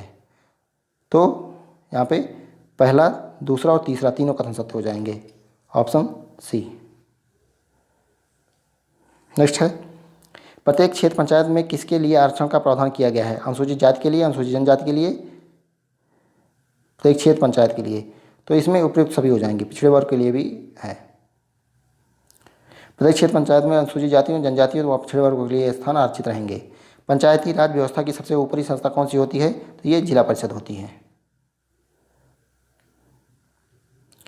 जिला परिषद ग्राम पंचायतों एवं पंचायत समितियों का मूलतः नीति निर्धारण एवं मार्गदर्शन का काम करती है। ध्यातव्य है कि उत्तर प्रदेश में जिला परिषद की जगह जिला पंचायत पंचायती राज की शीर्ष संस्था है। नेक्स्ट है, जिला परिषद का गठन लगभग कितनी जनसंख्या पर किया जाता है? तो ये लगभग 50,000 की जनसंख्या पर जिला परिषद का गठन किया जाता है। पंचायत प्रत्येक प्रादेशिक निर्वाचन क्षेत्र से जिला परिषद सदस्य पर कितने प्रतिनिधि निर्वाचित होते हैं? तो ये एक। प्रत्येक प्रादेशिक निर्वाचन क्षेत्र से जिला परिषद सदस्य पद पर एक प्रतिनिधि निर्वाचित होते हैं। जिला परिषद का कार्यकाल कितने वर्ष का होता है? तो ये 5 वर्ष का होता है। प्रत्येक जिला परिषद की कार्यवधि उसकी पहली बैठक की निर्धारित तिथि से अगले 5 वर्ष तक होगी, इससे अधिक नहीं। जिला परिषद की बैठक कितने माह में कम से कम एक बार बुलानी आवश्यक होती है? तो ये 3 माह में। तो जिला परिषद की बैठक जो है 3 माह में एक बार बुलानी आवश्यक होती है। यह बैठक जिला मुख्यालय या जिले में कहीं भी आयोजित की जा सकती है। नेक्स्ट है, निर्वाचन के बाद नवगठित जिला परिषद की पहली बैठक किसकी अध्यक्षता में होती है? तो किसकी अध्यक्षता में होगी? ये जिला दंडाधिकारी की अध्यक्षता में होगी। निर्वाचन के बाद नवगठित जिला परिषद की पहली बैठक जिला दंडाधिकारी की अध्यक्षता में होती है। शेष सभी बैठकों की अध्यक्षता जिला परिषद के अध्यक्ष या उसकी अनुपस्थिति में उपाध्यक्ष करते हैं। नेक्स्ट है, जिला परिषद की बैठक में कुल कितने सदस्यों की उपस्थिति जो है उसका कोरम पूरा होता है? तो उसका कोरम जो होता है 1/3 सदस्य से पूरा होता है। ऑप्शन यहाँ पे करेक्ट है। जिला परिषद की सामान्य शक्तियाँ क्या हैं? जिला परिषद की सामान्य शक्तियों की बात की गई है। तो पहला है अपनी अधिकारिता के बाहर शिक्षा, स्वास्थ्य, राहत पर खर्च कर सकेगी, करेक्ट है। दूसरा, जिले में किसी ऐसे कार्यकलाप के कार्यान्वयन के लिए किसी भी व्यक्ति को वित्तीय या अन्य सहायता प्रदान करेगी। तो दोनों सही है, तो सी ऑप्शन करेक्ट हो जाएगा। 1 व 2 दोनों। जिला परिषद जिलावासियों के कल्याणार्थ स्वास्थ्य, सुरक्षा, शिक्षा, सुख सुविधा या सामाजिक, आर्थिक अथवा सांस्कृतिक अभिवृद्धि हेतु कोई कार्य या उपायों को कार्यान्वित करने का उपबंध कर सकेगी। नेक्स्ट है, जिला परिषद के निर्वाचित सदस्यों को लेकर कितनी स्थायी समितियों का गठन किया जाता है? तो ये 7 समितियां हैं। ऑप्शन ये यहाँ पे करेक्ट हो जाएगा। कौन कौन सी? सामान्य अस्थायी समिति, वित्त अंकेक्षण तथा योजना समिति, उत्पादन समिति, सामाजिक न्याय समिति, शिक्षा, लोक कल्याण समिति। जिला परिषद के अध्यक्ष को कौन से अधिकार प्रदत्त हैं? तो जिला परिषद के अध्यक्ष को कौन से अधिकार प्रदत्त हैं? जिला परिषद की बैठक का आयोजन तथा उसका संचालन मुख्य कार्यपालक पदाधिकारी पर तथा उसके माध्यम से सभी पदाधिकारी तथा कर्मचारी पर पर्यवेक्षण तथा नियंत्रण। जिला परिषद की वित्तीय और कार्यपालकीय प्रशासन पर पूर्ण नियंत्रण। तो यहाँ पे कौन सा सही हो जाएगा? ऑप्शन डी, उपयुक्त सभी। नेक्स्ट है, जिला परिषद के अध्यक्ष को परिषदों की बैठक की अध्यक्षता के साथ साथ प्राकृतिक आपदा में प्रभावित लोगों को तत्काल राहत देने के लिए कुल 1 लाख रुपये तक की स्वीकृति करने की शक्ति प्राप्त है। जिला परिषद के लेखे का अंकेक्षण किसके द्वारा पूरा किया जाता है? तो किसके द्वारा? भारत के नियंत्रक एवं महालेखा परीक्षण द्वारा। जिला परिषद के लेखे का अंकेक्षण भारत के नियंत्रक एवं महालेखा परीक्षक अथवा उसके द्वारा प्राधिकृत अधिकारी के माध्यम से पूरा किया जाएगा तथा अंकेक्षण पूरा होने के 1 महीने के भीतर जिला परिषद को अंकेक्षण टिप्पणी भेजी जाएगी। नेक्स्ट है, केंद्र सरकार द्वारा पंचायती राज संस्थाओं के सशक्तिकरण के लिए कुल कितने गोलमेज सम्मेलन आयोजित किए गए थे? तो ये कुल 7 गोलमेज सम्मेलन। ऑप्शन सी करेक्ट है। केंद्र सरकार द्वारा पंचायती राज संस्थाओं के सशक्तिकरण हेतु, ये इंपॉर्टेंट है, देख लीजिएगा, आ सकता है, जुलाई से दिसंबर 2004 के बीच पंचायती राज से जुड़े विभिन्न मुद्दों पर देश के विभिन्न भागों में कुल 7 गोलमेज सम्मेलन आयोजित किए गए थे। कब से कब तक? जुलाई से दिसंबर 2004 के बीच कुल 7 गोलमेज सम्मेलन। नेक्स्ट है, भारत में तृणमूल स्तर की इकाई क्या है? तो ये पंचायती राज है। ऑप्शन डी यहाँ पे करेक्ट हो जाएगा। भारत में जनता को प्रत्यक्ष जवाब देने वाली संस्था जो है ये भी है ग्राम पंचायत। नेक्स्ट है, ग्राम पंचायत की प्रत्येक अस्थायी समिति में कम से कम और अधिक से अधिक कितने सदस्य हो सकते हैं? तो ये 5 से 7 होता है, 3 से 5।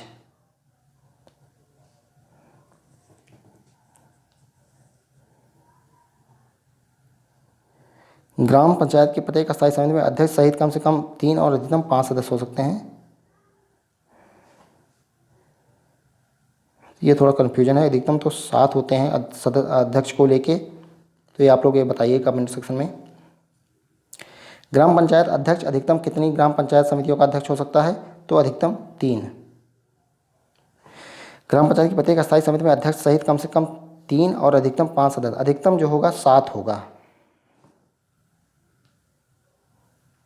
नेक्स्ट है,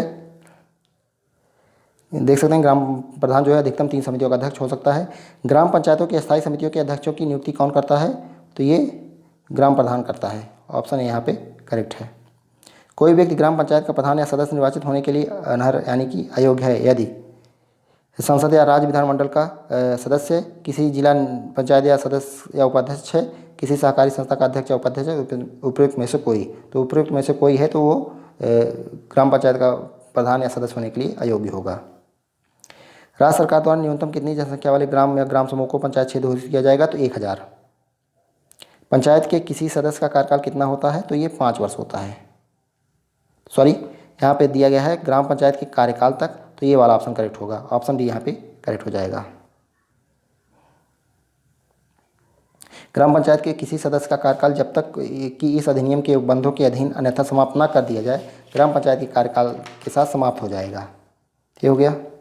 अगला देखते हैं, संविधान की 11वीं अनुसूची के संबंध में असत्य कथन बताइए। तो 11वीं अनुसूची में कुल 27 विषय हैं, तो यही गलत हो जाएगा क्योंकि 29 विषय हैं। 11वीं अनुसूची का संबंध संविधान के अनुच्छेद 243(6) या फिर 243(g) से है, एक सही है।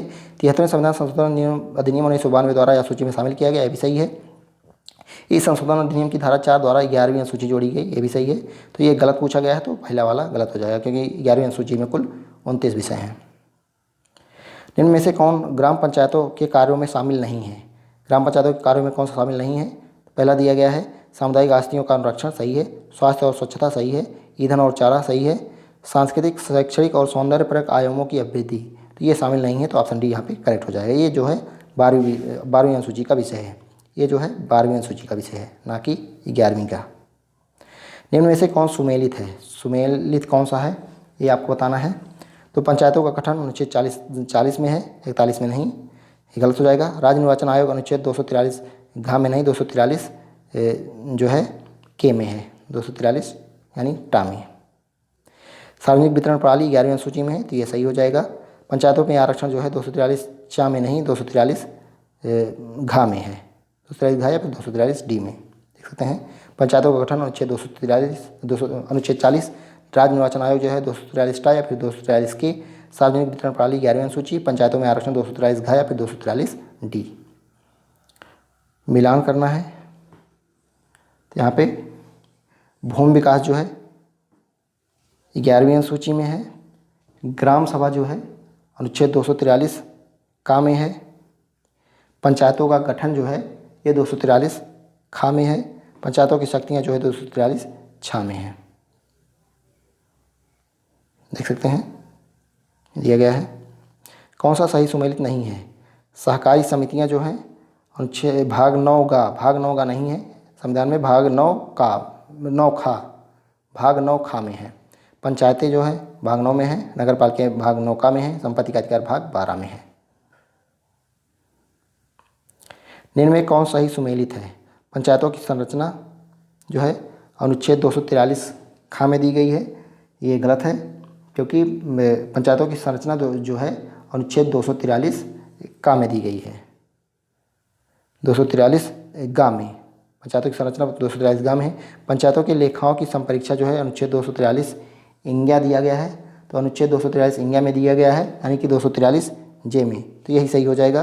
निर्वाचन मामलों में न्यायालय हस्तक्षेप ऑडिट 243 ढा में नहीं, 243 ला में दिया गया है, यानी कि 243 ओ में। वित्त आयोग का गठन 243 चा में नहीं, 243 झा में दिया गया है, यानी कि 243 आई में। ऑप्शन जो है यहाँ पे सही होगा ऑप्शन बी, देख सकते हैं। पंचायतों की संरचना 243 गा या फिर 243 सी।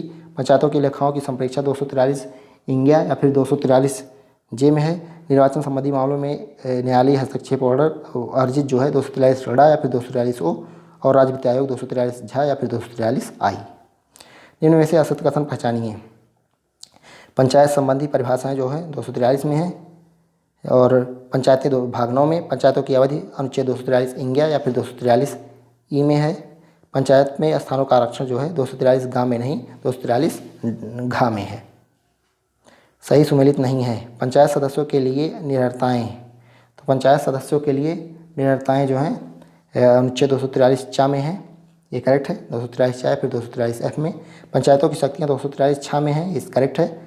243 छा या फिर 243 जी। तीसरा है ग्राम सभा 243 का में है, करेक्ट है।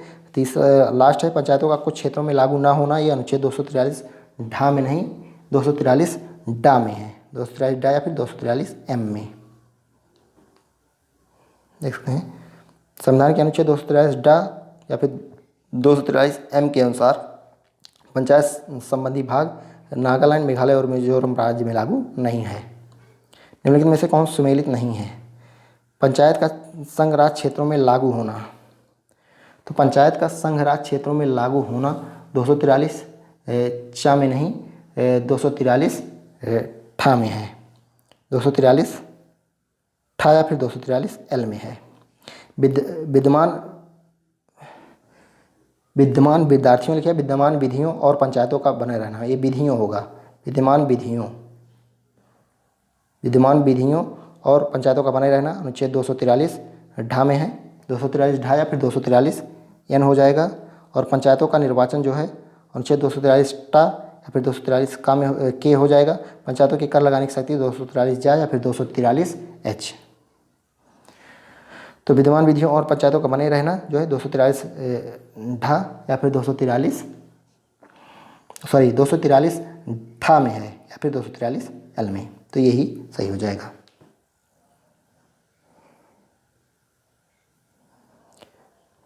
देख सकते हैं संविधान के अनुच्छेद 243 ठा के अनुसार पंचायत संबंधी उपबंध संघ राज्य क्षेत्रों को लागू होंगे। राष्ट्रपति लोक अधिसूचना द्वारा पंचायत के उपबंधों का संघ राज्य क्षेत्रों में लागू होना किस अनुच्छेद के तहत किया गया है? तो ये अनुच्छेद 243 ठा या फिर 243 एल के तहत। ऑप्शन सी यहाँ पे करेक्ट हो जाएगा। पंचायत संबंधी उपबंधों को संघ राज्य क्षेत्रों में लागू करने के लिए राष्ट्रपति अनुच्छेद 243 ठा या फिर 243 एल के तहत अधिसूचना जारी कर सकता है। निम्नलिखित में से कौन पंचायत समितियों की सहायता से सभी ग्राम पंचायतों के बीच धन वितरण को नियंत्रित करता है? तो ये कौन करेगा? ये जिला परिषद। ऑप्शन ए यहाँ पे करेक्ट हो जाएगा। जिला परिषद पंचायत समितियों की मदद से सभी ग्राम पंचायतों के बीच धन वितरण को नियंत्रित करता है। यह जिला स्तर पर विकासात्मक योजनाएं बनाने के लिए भी जिम्मेदार है। ग्रामीण क्षेत्रों में स्थानीय सुशासन की सर्वोच्च इकाई कौन सी है? तो ये सर्वोच्च इकाई जो है जिला परिषद होती है।